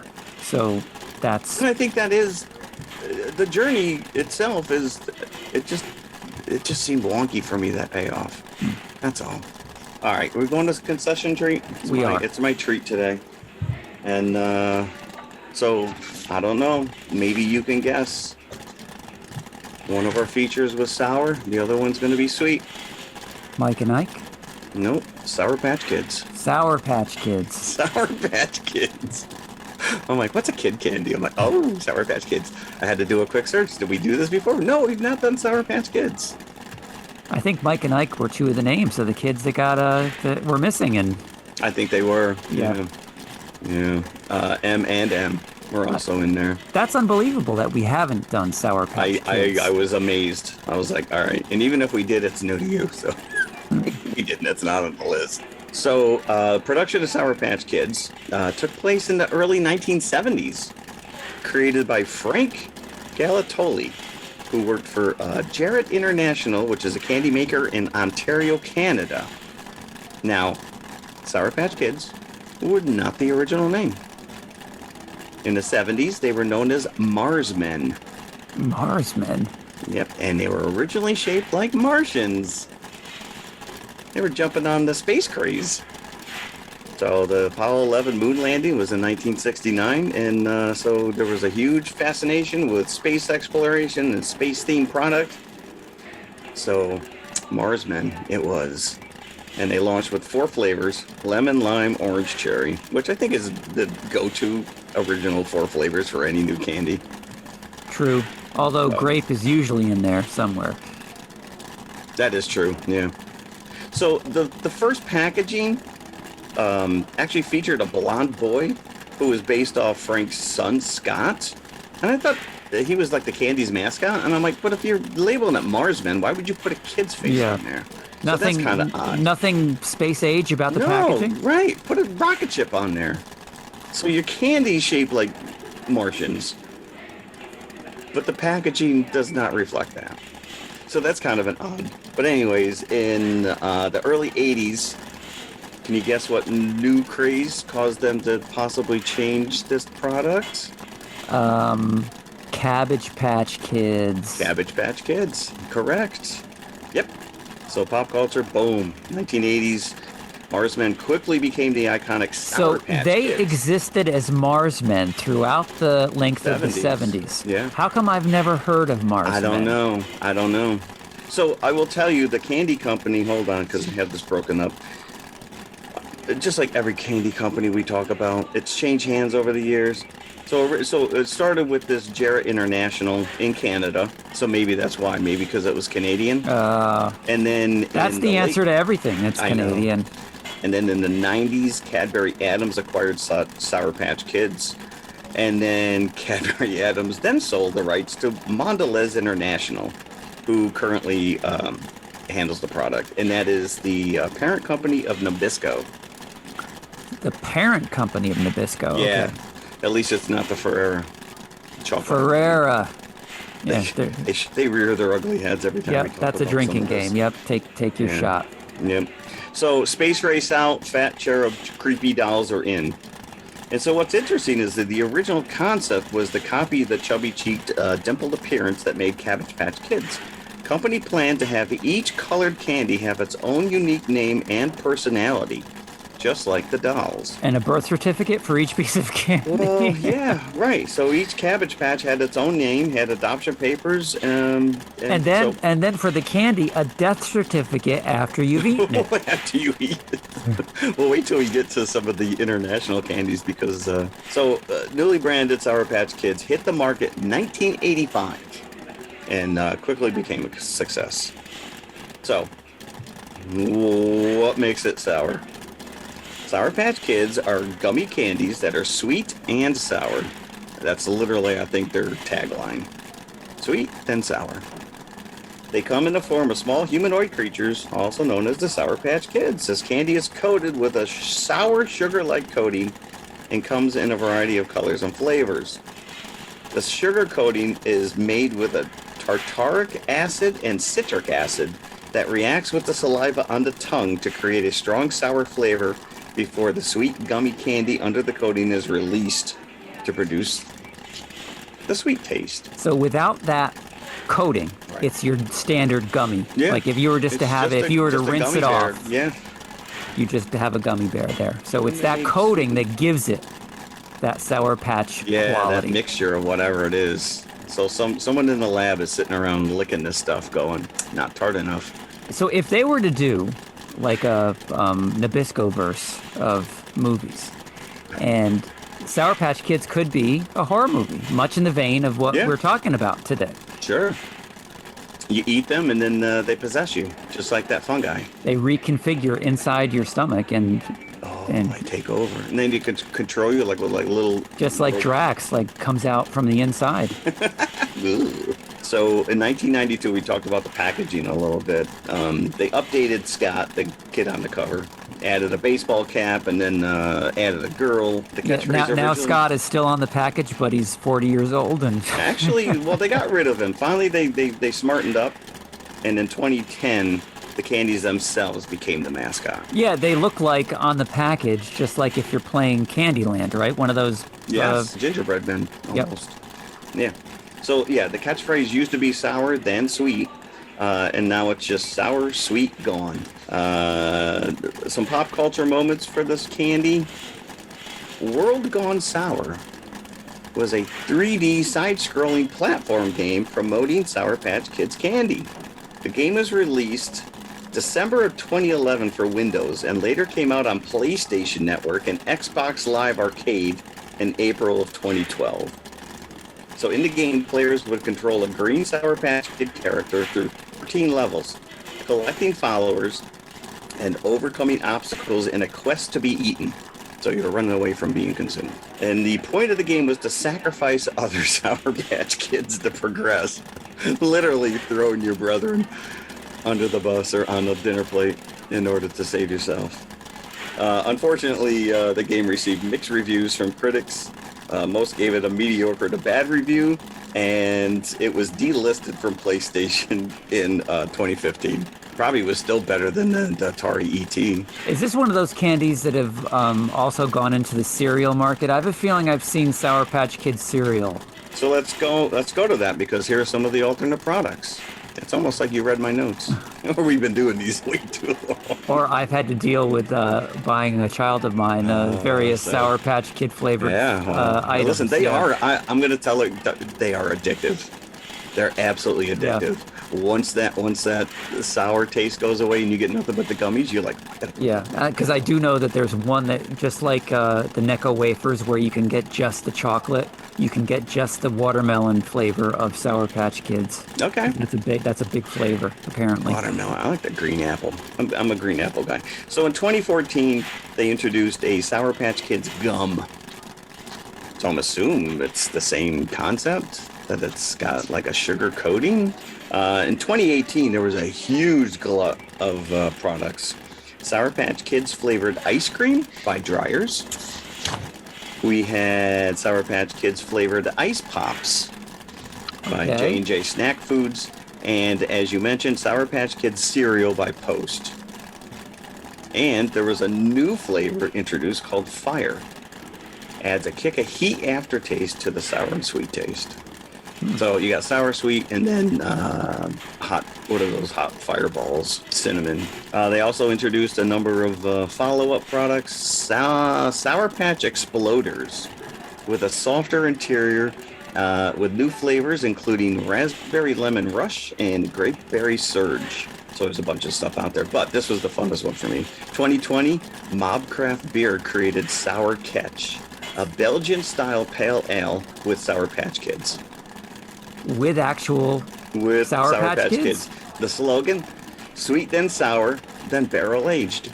That was their tag. Are there Sour Patch Kids floating in the ale? Probably. I bet you could probably get like a martini with Sour Patch Kids thrown in it. Listen, you can take. We used to take the Zimas and put the Jolly Ranchers in there to change the flavor. How come someone never marketed that? In 2024, Sour Patch Kids Oreos. So they're like sprinkles. I remember that, yeah. Yeah. So there's also a new product called Sour Patch Kids Extreme, which is extra sour coating. Of course. But these are the ones so this is where the fruits, Sour Patch fruits, which shape like a variety of fruits instead of children. So if you feel more comfortable eating watermelons, orange, lemon, lime, grape, and cherry, that was for you. That one will really pucker up your sphincter. Yeah, extra sour. So in France, they are known as very bad kids. Very bad. Very, very bad. Very bad kids. UK, they are known as Maynard Sour Patch Kids, and they feature unique flavors like a black currant and a special edition called Heads and Bodies, where the candy's heads are separated from their bodies. What the F, UK? So you're selling severed heads and torsos. What? I mean, that's what, you get your chocolate Easter bunny and you bite its ears off, you bite its head off. Is that the first thing you do anyways, is eat the head off? Well, no, they're too small. You just put the whole thing in your mouth. I don't know. The only other thing I could come up with, there is a mystery flavor that floats around every now and again, and it's banana cream pie. Banana cream pie Sour Patch Kid? Yes, that would be a mystery. That's like Birdie Bots. What is sour about banana cream pie? Nothing. Well, the outside's still got to be sour. It just has a banana cream inside? I guess. I don't know. So I thought Sour Patch Kids was a good pairing with these two creepy kid flicks. So there you go. Well done. That is a great pairing with these two kid flicks. All right, so let's leave the concession stand and let's go back to 1980. 1980. With The Children, also known as the Children of Ravensback, which is the little community, the town that these children go missing from. Yeah. Once again, the worst police force known to man. At least only two of them this time, so it's not a whole force that's inept. No, because where is everybody else? So you're telling me, so this is not a Troma-made film. It's not a Troma-made film. Troma picked up the rights. Yeah. Okay. They distributed because Lloyd Kaufman's name's attached to it. Isn't he associated with Troma? Well, Or am I wrong? yeah, if they picked it up, then of course Okay. he would probably be listed as a producer or something on here. Gotcha. Okay. I will tell you, the poster and the title graphics make this feel like it's going to be a fun Ralph Bakshi animated movie. No, it's not. No, it is not. It is fun, just not animated. My wife and I were dying by the end of this movie. This is fun. This was a lot of fun. It's directed by Max Kalmanowitz. Bless you. And that's the last time I'll say his name. Now, this has a lot of DNA with the original Friday the 13th film, interestingly enough. A lot of the crew members were shared between these two movies. Were they filming at the same time? The children filmed first, and then the crew went on to Friday the 13th. Huh. The cinematographer was the same, Barry Abrams. Okay. The cameraman was the same, and the musical score is very similar between the children and Friday the 13th. The only thing missing is the you don't hear that in the children. Well, I will say I took a note that the composer of the Psycho theme should be getting a cease and desist letter in the mail any day now, because this steals that directly. But the composer's name is Harry Manfredini. And again, the same guy that did Friday the 13th. Okay. So he recycled the children. You'd think that the children ripped off Friday the 13th. It's actually the other way around. But is it ripping it off if it's you? It's the same guy. He's just saving money. Well, I got this music for this movie that's probably not going to do very well. We'll use it over here. You know what I'll do? I'll add a... Yeah. No one will know the difference. So the cinematographer, I noted it myself, and I also read some things where it has a similar look to Friday the 13th. So there's DNA shared in between the two of them. Well, I will say this has all the feels of a made-for-TV after-school special. Well, which is interesting you should say that, because obviously that's how I saw this. Okay. This was on... Okay, go ahead. I first saw this in 1985 on the USA Network. So if you remember, on the weekends, Commander USA's Groovy Movies. Do you remember this? Was that the guy with the mask? It was Commander? The guy with the mask. Yes. Yeah. It's the superhero outfit. He looked like the comedian from Watchmen. Yes. So he was a horror host on the USA Network. Oh, yep. And he played movies like this. And this was the first time that I saw the children. And I would just watch his show because I was entertained by the guy, right? So one night he played the children, and I just thought it was the greatest because I was already into zombie movies by that time. I was 14. Right. And this leans heavily into the Romero zombie movie. I actually thought this was made by the kids from Super 8. It could be. This could have been the movie that they made that they showed at the end of Super 8. But I loved it, and I had no idea what this movie was when I saw it on the USA. I'm like, is this a theatrical movie? Did they is this made for TV? I didn't know what it was, and it wasn't until years later when, the internet came about that I was able to look the thing up. Like, I remember that movie. I wonder where it is. And then I found out it was actually a theatrical release from 1980. Wow. So I just don't know if it ever played anywhere. So do you remember it being edited for TV, especially toward the end? No. This is pretty much the way that I remember it. Wow. I would have lost my mind seeing this in 1980. This would have been too much for me. In the year that it came out, it was released. It premiered in Tucson, Arizona. Why Tucson, Arizona? I don't know. It wasn't filmed there. In June of 1980. Is that the big zombie market out there in Tucson? Then in September 1980, it premiered in Los Angeles. So whether it played anywhere else but like 42nd Street in the East Coast, who knows? But it eventually made its way to cable television and the USA Network. Okay. It's a very simple setup. Two guys that want to do nothing but have a beer at the end of their long day at the nuclear reactor. What's that? Pressure drop? Screw it. It's Miller time. Yep. It's Miller time. Let's go. Let's go get a beer. And Yankee Power Company. This all takes place in Massachusetts, by the way. They drive off to get their beer, and the camera at the nuclear reactor slowly closes in on a hissing pipe and we see ominous green smoke arising from this hissing pipe. I got a lot of Food of the Gods buzz, like a vibe from this as well. Yeah, a little bit. It does. All those movies probably within that time frame. Yep. Yeah, so right there, boom, we got a leak. Then we get a title card, which, has nothing to do with the actual movie because you've got these monster claws coming out of the title card. Chiller. That's exactly what it is, right? Yeah. It's almost tailor-made for a TV horror show. Yeah. Almost immediately, you cut to the school bus. So it goes right from the green cloud and the title card to the school bus. It wastes no time. It wastes absolutely no time. No.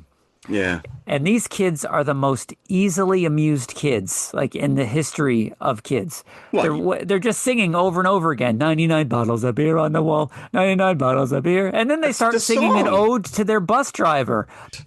Fred warrants some songs. The lyrics to the song, "We love our bus driver, the best of them all." That's what they're actually singing. Well, they should have remembered that because they killed him later. Fred, damn it, we sang a song about you. Now, this bus is driving through an idyllic countryside. How this nuclear cloud makes it all the way from the city nuclear power plant to this countryside. I think you're already overthinking it. I think you're yelling at me for the last movie. Just go with it. Yeah, just a green cloud that shows up out of nowhere. Out of nowhere. And there's this woman who is in a Volkswagen. The red punch buggy. She passes the school bus and drives into the green cloud first. Yep. And then the school bus drives into the green cloud. Is it green? I thought it was orange. I wrote orange in my notes. It could have been both. I think the poster has it as orange. The poster has it as orange, yeah. Maybe. So I saw this. You don't have this on disc or anything, right?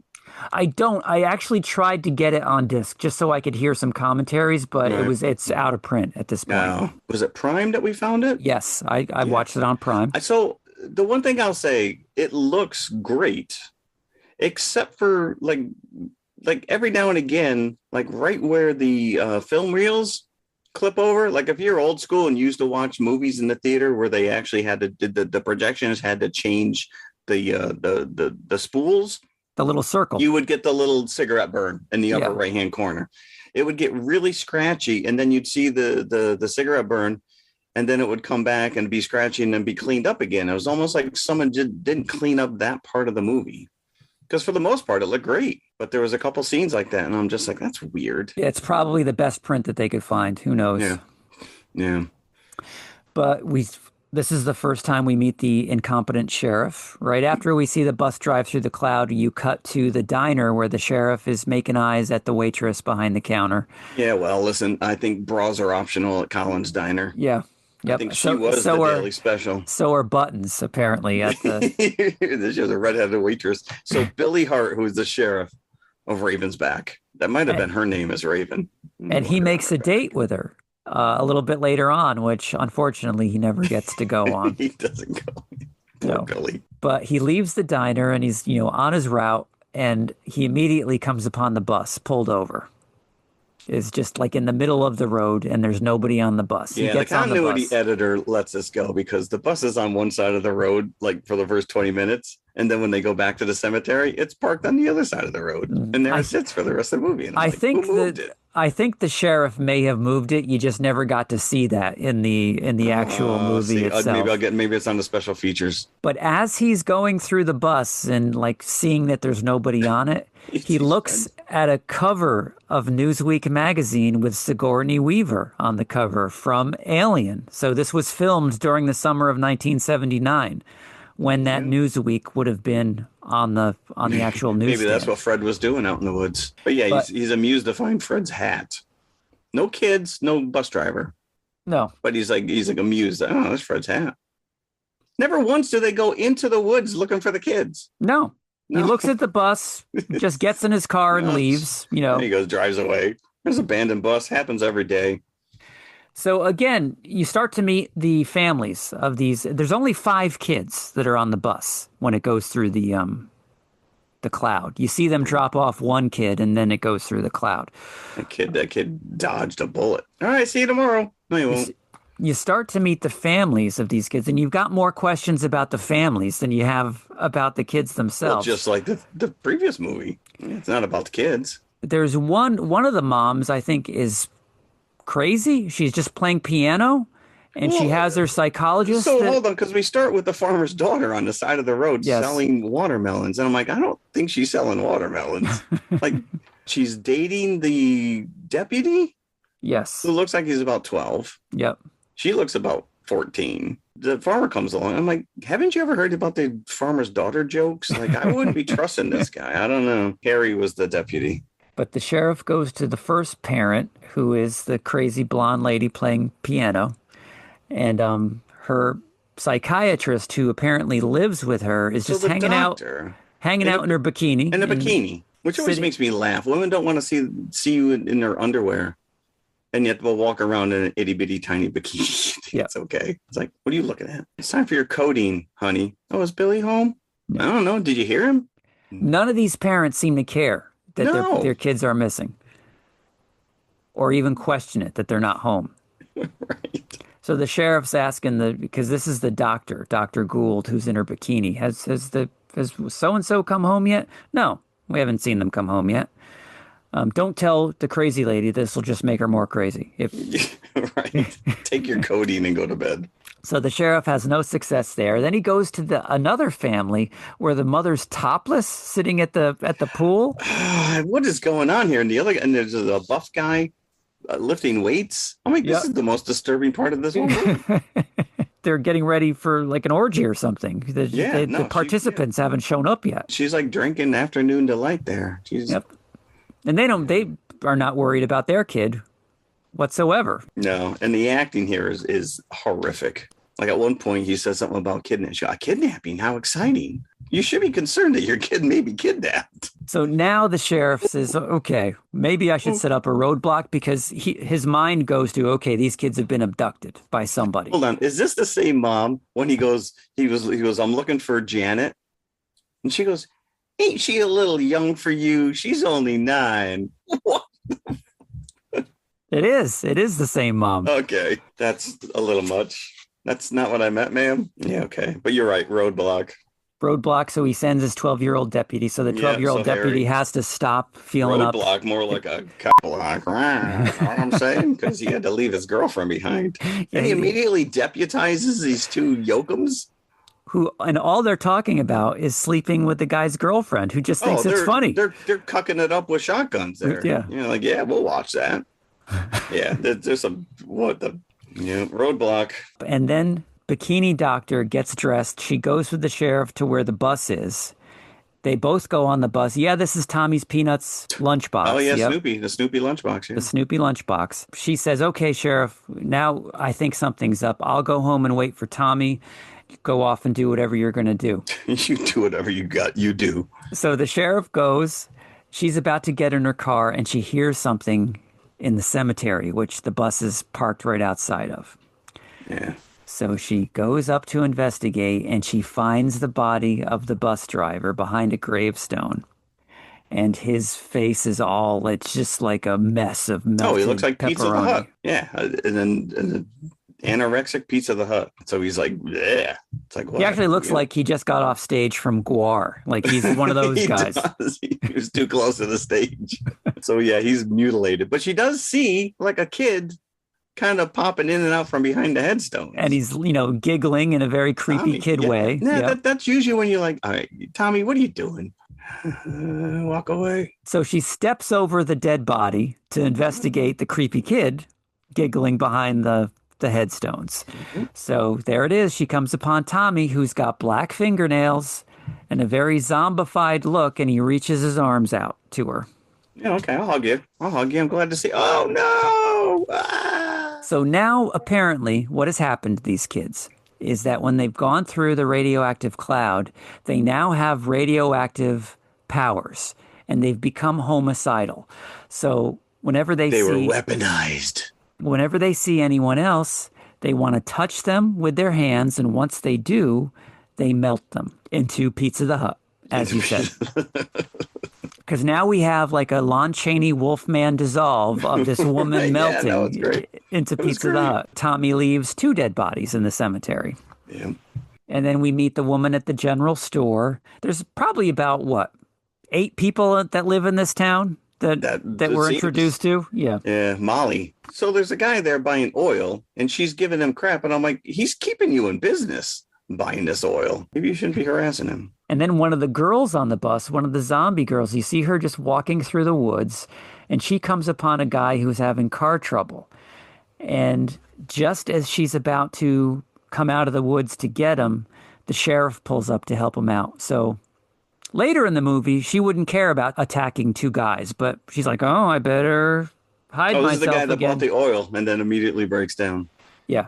Guess he should have bought 2 cans. This is the dad of one of the other kids that's on the bus, and he's the only one that really seems to halfway care about what's happened to his kids. Yeah, halfway. Yeah. And he's got a pregger's wife home. This is Martin Shakar is the name of this actor, and he is probably best known as playing John Travolta's older priest brother in Saturday Night Fever. Interesting. Which would have only been 2 years prior. Yeah.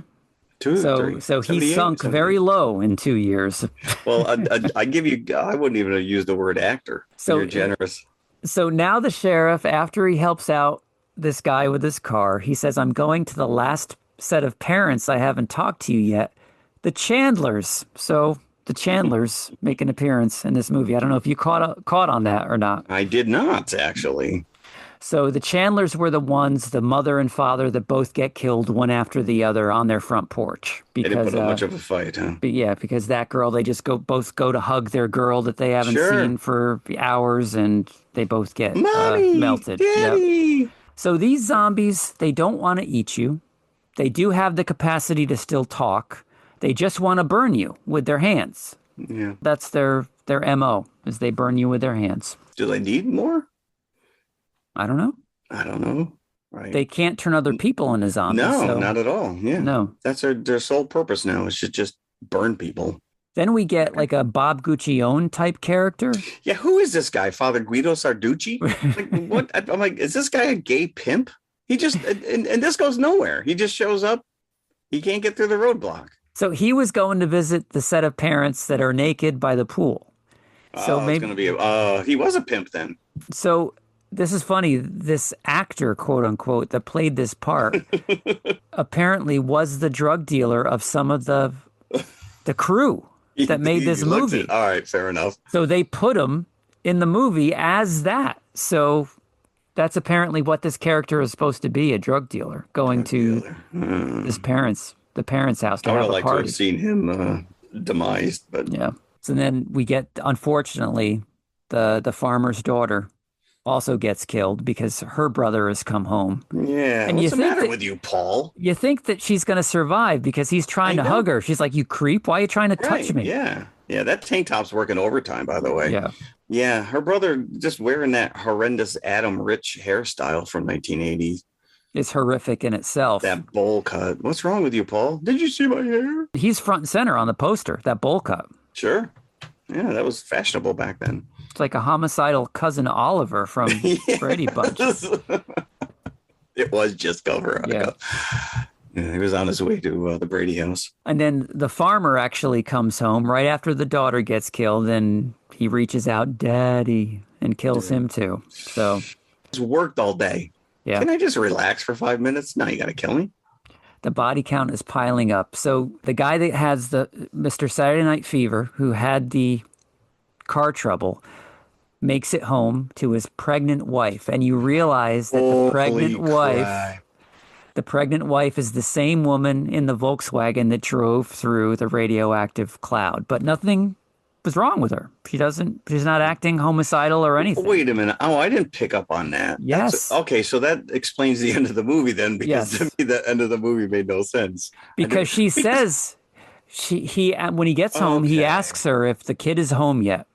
And she says, "No, but I passed the school bus on the way home and they were fine." Okay. I missed that because at one point she changes her gown from when she's actually making her night tea. And then when she just starts dipping into the liquor cabinet, and I'm like, do we have 2 pregnant women here? What's going on?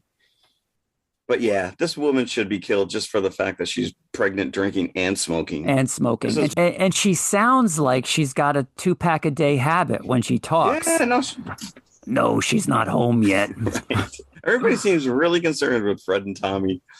No one else. I'm like, there were other kids. So now the sheriff is backtracking. He's going back around to the parents again to see if the kids have come home. He hasn't called in the state police or anything at this point. He goes back to the crazy blonde. He sees her burnt to death at the piano. Okay. So now he knows that something is up. He finds Harry's body, the deputy, because Harry comes upon the 3 kids in the middle of the road. And the poor dog, the Doberman Pinscher. This is hysterical because it's clearly like someone just throwing that dog through the doorway. It's like he was like eye level with these guys when he opened the door. So the dead, burned dog is in the closet. So how did that work? Was exactly. The dog? That's what I'm saying. Like someone was hiding behind her throwing it. Ruh-roh. So poor Molly's back at the shop drinking on the job. She doesn't know what's going on. So now with the sheriff goes back to all the parents' houses, he sees burned bodies everywhere. And then they pick up one of the kids in the middle of the road. As they're driving to the last parent's house, one of the zombies is in the middle of the road. She goes to sleep in the back of the police car. And as they drive her home, she tries to attack the father. And she burns the father's hand, the Saturday Night Fever guy. John, yeah. So then we know that there's something wrong with these kids. And then it kind of turns into Night of the Living Dead from that point. Now the sheriff knows that the kids are dangerous, that something has happened to them. So he ends up with John, go to his house where the pregnant wife is. And they also have a little kid that's 4 years old? Oh, little the little boy upstairs. Yeah. Yeah, I will tell you, this John he needs to go. Yeah. He's berating this wife. He's yelling at his wife, coffee, make us coffee, woman. Woman. Yeah, I would have smacked her around just for smoking and drinking, being pregnant. At one point, she did pat her belly and said, sorry. Thanks, Mom. Come on, all mutated. But did the kids cut the phone line? They must have. So all of they're smart. They can still talk. Smart. I know, but that just seems a little... They're doing a pretty good job of just taking these people out. They are. I don't think they needed to... Because they coerce that woman at the general store out. They knock on the window. That is such a great scene, Molly. Yeah, when she's in the window and you just see the 3 of them reflected in the store window and they're underlit. That was fantastic. I was like, that's cinema verite right there. That is top notch. Now the sheriff has already told Molly that something is wrong, and Molly has a shotgun. And she's like, if anybody tries to get in here, I'll blow their head off. But she doesn't think there's anything wrong with them. No, the kids. I found the kids. Want some candy? And she runs out to hug them, and then you just hear it off camera, her screams. Okay, they heard it through the CB. That's not how CBs work. Yeah. You got to be pressing the button. It's like, all right, that's okay. Yeah. That was a great shot, though. I'm like, all right, I'm in. And I think the one little girl was Jenny. Was that the one girl I think one of them was, Good. I hope they called Forrest. Now, when the mom was at home smoking and drinking, she's watching You Bet Your Life with Groucho Marx. Groucho Marx, yeah. Well, that's probably all they got back then. Yeah, that's all they got in that town on TV anyway. Yeah, well, they didn't have cable. Yeah, they come into Molly's store and they take all of her shotguns. I'm going to call it right now. Those people in that town are not drinking that high-end wine behind her. I think that was her private stash. I'll take a 12-gun shotgun, some box of shells, and that Boone Hill Merlot. Merlot. So you want to talk about a movie that just ramps up and gets crazy. This is nuts. And you do see once the sheriff makes it back with the dad, the last surviving dad, to the pregnant lady's house, and they're all holed up in there. You do hear a news report about the pressure drop in the nuclear power plant, and that other communities have reported children missing. Yeah, so it sounded like there was missing kids all over. So how many buses are driving through this cloud? And it's only affecting the kids. Yeah. Because otherwise it would have affected the bus driver. And the woman that drove through it. The woman, right. So, yeah, I don't know. I did like the little kid upstairs. He had a Superman and a Muppet poster. He did. And he had a Spider-Man poster. I did see that. And at one point, that stupid kid Paul was up in his window. I'm like, oh, this is just like Salem's Lot. Mm-hmm. It's right up there with that creepy kid in the window. And he's like, hey, let's come play hide and go seek. At this point, they know that the kids are zombified. The kids are trying to get into the house, and they're shooting the kids from the living room. These kids are circling the house like sharks. And just like in Romero's zombies, they're getting shot, but they're standing back up again. Right. It's like nothing happened. And the mom doesn't know exactly what's going on, so pregnant mom knocks out the sheriff because she thinks he's gone crazy shooting the kids on the front lawn. Yeah, maybe you should ask questions before just, The dad shows up. What did you do, woman? Right, correct. Yeah, John. Can't wait for you to get taken out. Now you've done it. Yeah, so that Tommy, sheriff wasn't really helpful anyways. No, the sheriff wasn't helpful anyway, so it didn't matter if he got knocked out. Now, Tommy with the bowl cut, zombie Tommy, crawls up the trellis, again, just like James in Weapons. Yeah. He's on the roof. He gets into the little kid's room, and this poor little kid, he just thinks Tommy's showing up to play with him. Yeah. He's like, let's play hide and seek, Tommy. And goes under you think the kid is going to survive. They play it out just a little, Yeah. He's right there with Alex, just hide in the closet. Your zombie parents won't find you. He's just out of reach because he keeps like running away and laughing when Tommy tries to tag him or touch him. But finally, he goes to hide in the closet, and he's got nowhere to run, and Tommy kills him. Yeah. You just see his dead body afterwards, all burned on the floor. Well, they lost 2 kids. Well, they've lost one kid. One's a zombie, and one's still in the oven, so to say. But this woman screams like she's on an iron lung, like, "Arr!" It's no womanly high-pitched scream from this pregnant woman. Listen, you try and push a kid out of your hoo-ha. One of the kids, for whatever reason, they reaches out and they cut his hand off before they can. His hand off. So John just had a katana laying around, this is okay. I buy the shotguns. I buy even if you had like a bear trap or something. It was Bowl Cut Kid that was in the house. He's reaching out for the mom, and John comes in with this in one fell swoop, cuts both hands off. And this is what is their weakness. Once you cut their hands off, they die. Off. So it's not like regular zombie movies where you chop their heads off. Yeah. No. So the one kid only had one hand cut off. So was he half survived. Dead? Was he he was half dead. He was just half dead. Yeah. But they make a sound. I guess they sampled sounds of cats yowling to make the sound of what the kids sound like when they die. Because it was this horrific scene when they're in the barn. But let's talk about the kid getting shot by the shotgun off the stairs. Before they hacked him up. That right there got me. This is over the top. These kids are getting just taken out left and right. They're all congregated in the barn. So now that they know how to kill the kids, they're like, take your sword. We're going to go after them and take them out. We're going full. They find him in the barn. Bill. And of course, the one zombie daughter is like, Daddy. And John is, and the sheriff's like, don't listen to her. Right. But she owes me $5. And they kill all of them. So this is nice because it's all happens off screen. Yeah. I mean, for the most part, you do see them kind of hacking away, but you don't see the end result of the kids. Yeah. And this is completely bloodless. Yeah. Even when they cut their hands off, it's just like pink ends, it's not like blood. And you can tell that when the kids are laying there with their severed arms, their arms are tucked inside their sleeve with stumps on their fists. And I'm like, this actually makes it extra special. It's kind of fun.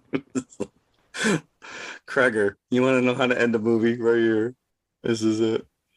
So now the sun is rising. They've made it through the night. The sheriff and the last set of parents. John comes out first, and you're like, "Oh, the sheriff didn't make it." And then he wanders out, and you're like, "All right, they both made it. They survived the slaughter." And sheriff goes back to the car, like a moron.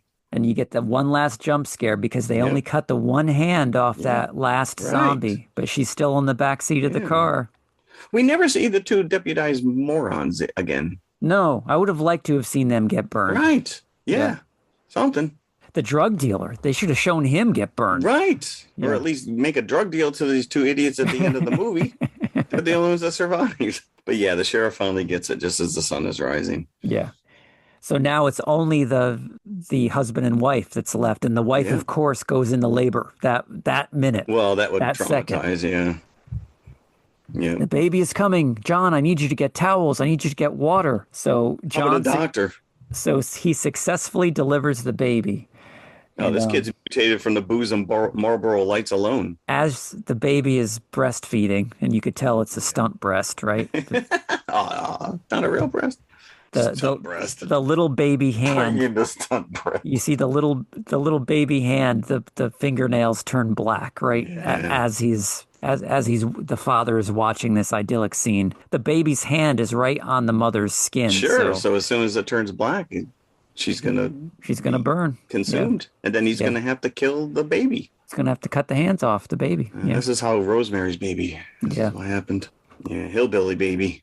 They should make a sequel.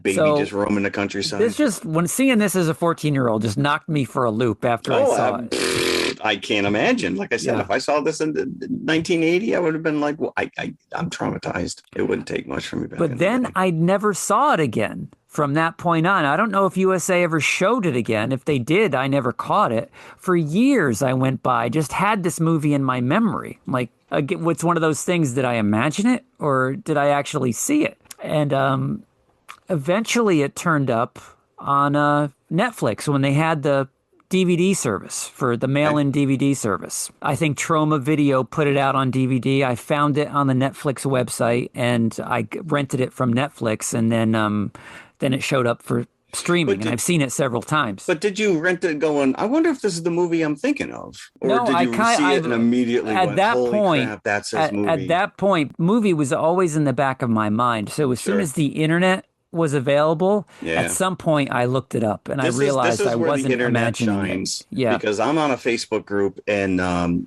one of the groups I'm in is just that, where people are like, all right, you got to help me out. I saw this movie on HBO back in the late 70s, and we'll give like a super vague description of a scene.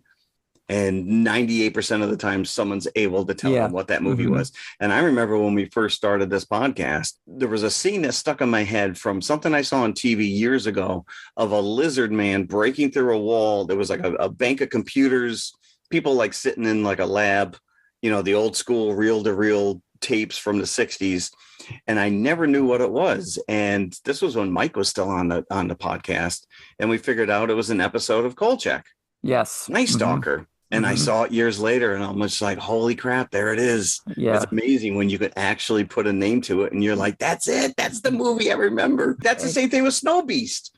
Generally, what you've built up in your head is nothing what the reality of the movie is. That's the problem, right? Because sometimes you just see a snippet, you just see something, and that was Snow Beast. You know, watching it from the edge of my bed, looking through the crack of my bedroom door when I know I should have been sleeping 2 hours ago.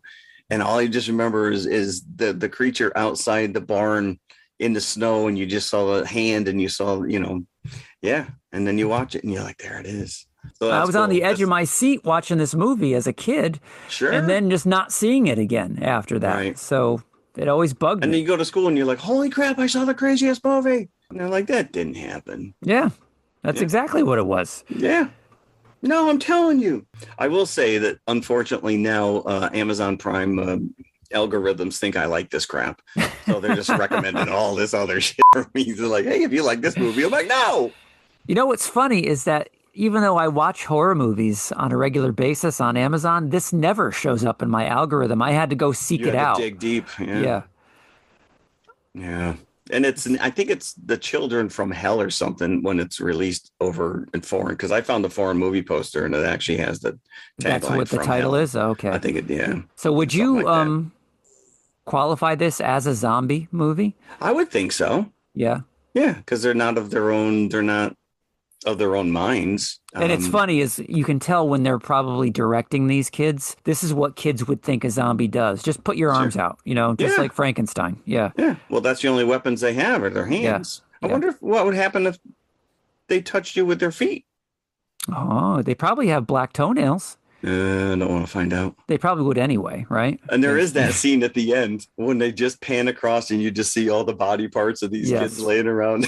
You're just like, this is insane. The aftermath of the carnage. Yeah. The acting in this is it's not good. No. This is not a good movie, but it's schlocky and it's bonkers, and I had an absolute blast with it. So bad it's good. Yeah, I would put it in that category. And It's there's really, a certain charm to it, though. And I think it knows exactly what it is the thing. It's not like we're trying to make a serious movie here and you just took it, you took it as a comedy. I think it knows what it is. There are some horrific scenes that are effective. Oh, there's some brutal scenes. Yeah. But you enjoy it. You relish it. You're like, wow. Especially once they shot that kid off the stairs in the shotgun, I'm like, oh, we are just ramping it up now.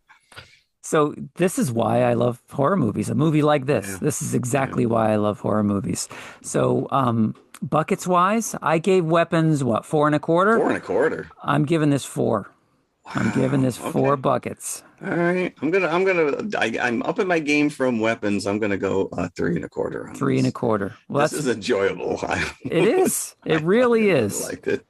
And it is on Prime. If no one has ever seen this, doesn't know what we're talking about. And I have a feeling the majority of you listening will not have heard of this movie. So please go look it up. The Children there's a lot of movies called The Children. So you're going to have to seek this out. You got to scroll through. And 1980. John, the actor, like you said, I think he was the only biggest name. Yeah, once you see the poster of the kid with the bowl cut, then you know you've hit gold. Or you see the Troma. True. Yeah. True. That was wild. That was not expected in any way, shape, or form.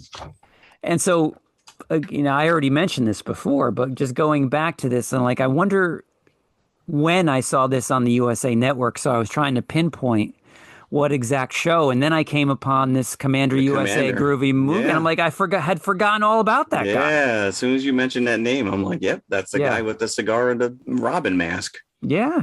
Yeah. So he was Svengoolie and Joe Bob, back in the 80s. Before, yeah. Yeah. USA, when it was fun, when it was a fun channel, when it was a fun country. USA Up All Night with Rhonda Shear, remember that? Up All Night, yeah. And then Night Flight before that. That was on USA. No, I don't remember that one. You don't remember Night Flight? That was all music and movies. Okay. Yeah. Gotcha. USA was really good. They did WWF programming as well. Yes, they did. Yeah. Early on, they did a lot of wrestling Kung stuff. Fu Theater they did on Sunday afternoons on USA Network. Those were the days. The good old days.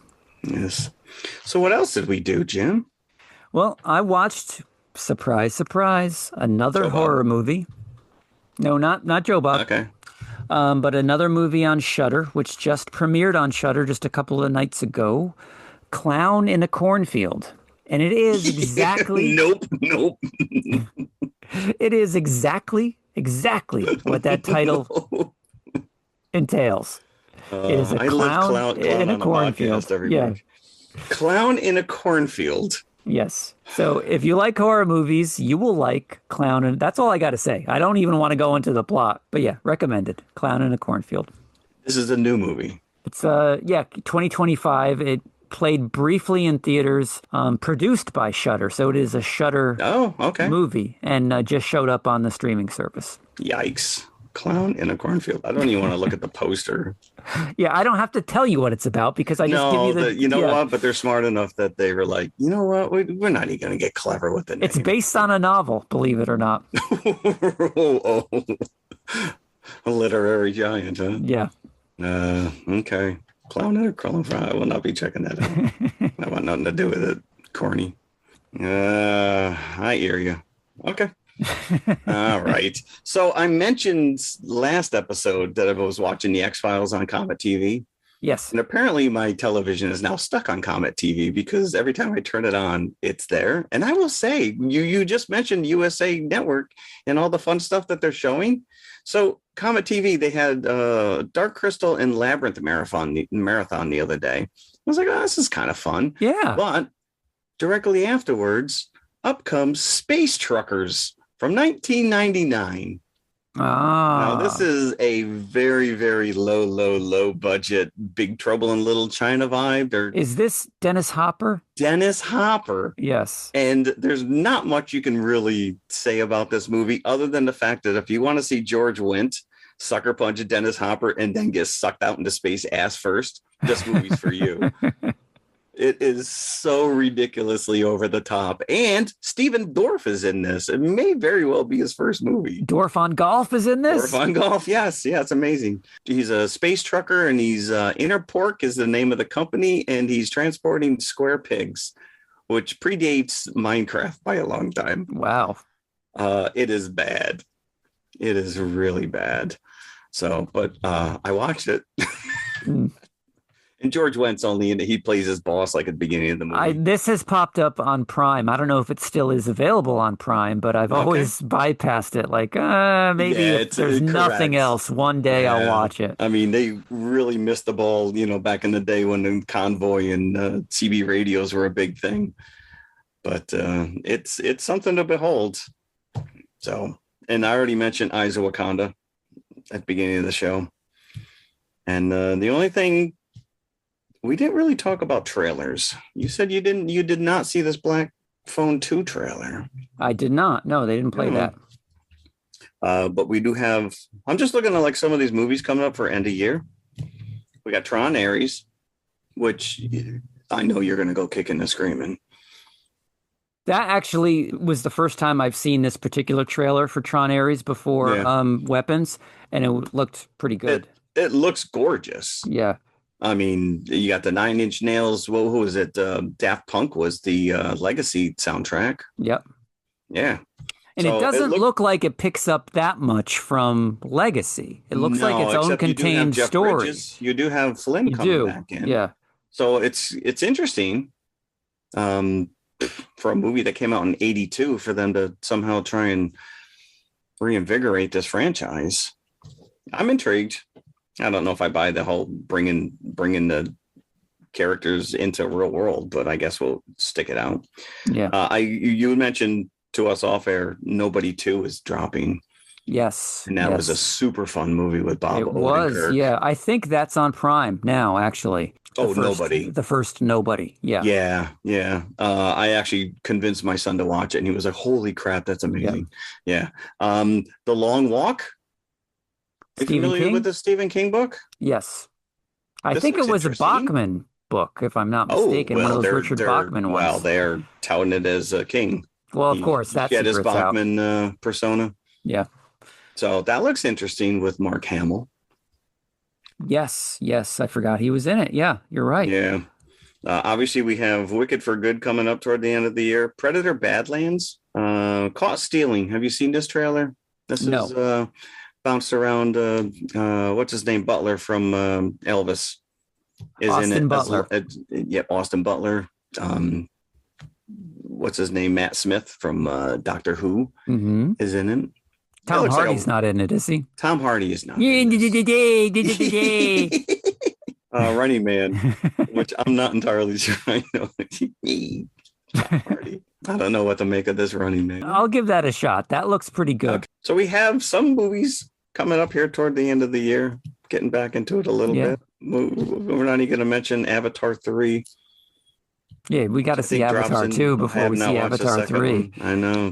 But what are we doing next week? I don't know what we're doing next week. I don't know what we're doing. Are we doing Primitive War next week? You want to do Primitive War? This looks interesting. If we do Primitive War, I can only hope that Jeremy Piven gets eaten. That would be the only reason I would see a Jeremy Piven movie. Just get eaten. So we have dinosaurs and army guys. Is this going to be opening wide enough that we can cover it? Let's put it this way. We'll put it on the schedule to do Primitive War. If it's for whatever reason we can't see this, if it's not playing for us, we can pivot to Nobody 2. We're going to have to, yeah. Okay. Yeah. So I'll say this. Every time I go to my Regal, they're showing me the trailer for Primitive War. Okay, so then that must mean... I'm looking now on Regal for next week, and it is not listed. So no, actually, Nobody 2 is the week before, so that'll be playing. Oh, gotcha. So Nobody 2 is playing. Yeah, Nobody 2 drops this Thursday, Friday. Yeah. Yep. So the following week will be Primitive War. I thought it was the 12th. Okay. All right. Well, guess what? You're going to have to just tune in next week to find out what we're going to we're going to cover and what we're going to pair up with it. And of course, our co-feature all depends on what the main feature is. Right. So we'll know when we get there. So there you go. We are leaving it on a cliffhanger. We're leaving this ending ambiguous. Will they be back? Who knows? Are we talking dinosaurs? Who knows? Well, thank you very much for enlightening me to the children. Yes, I'm so glad that you liked it. That is a favorite of mine. So it was very nice to watch it again. It was very entertaining. Yeah. Apologies about weapons. I loved it. That's all right. Listen, I loved it. I liked it. It fell apart for me at the end. Simple as that. If I go back and watch it again, maybe I'll have a little more open mind, knowing. Maybe you should watch Barbarian. Then you might want to watch Weapons. I don't know again. if I want to watch Barbarian. You made it sound like it's going to be bad. It's more into horror territory, like honest to goodness horror territory than Weapons. Yeah. Well, I mean, you drag me into the genre, so I just have to get the missus out of the house because she'll want none of it.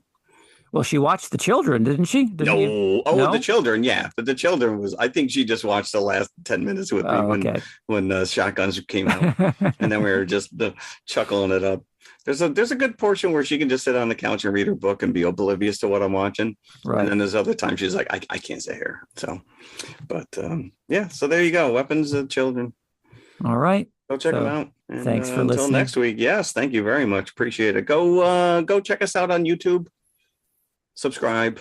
Even if you don't listen, just subscribe. And check us out on Blue Sky. There's been so much great interaction I've been having with everybody that follows us and everybody we follow on Blue Sky. It is tmimoviepodcast.bsky.social. That is tmimoviepodcast.bsky.social. Please follow us. And of course, as always, if you're listening to this, give us a like. Yeah, even better, a review. 5-star review. Yeah, 5-star review. I know we're going to end this with our little tag that begs for those as well, but nobody ever does it. Yeah, we give you the entertainment. Just give us back that little click. We just want to know people are listening. Yeah. It would be nice. So, all right, that's it. That's enough groveling for this week. Yes, so thanks again. Yes, bye. If you like what you just heard, be sure to follow TMI Confessionals of the Nerd Kind on Apple Podcasts, iHeartRadio, Amazon Music, Spotify, or whatever you listen to your podcasts on. Also, be sure to email us at tmipodcast2018@gmail.com. You can also follow us on all of our socials. We're on Instagram, X, Facebook, Threads. Just go to tmiconfessionalspodcast.com. All of our links are there. And leave us a 5-star review. See you at the concession stand. I'm telling you right now, even if this girl's guilty, she can come stay with me.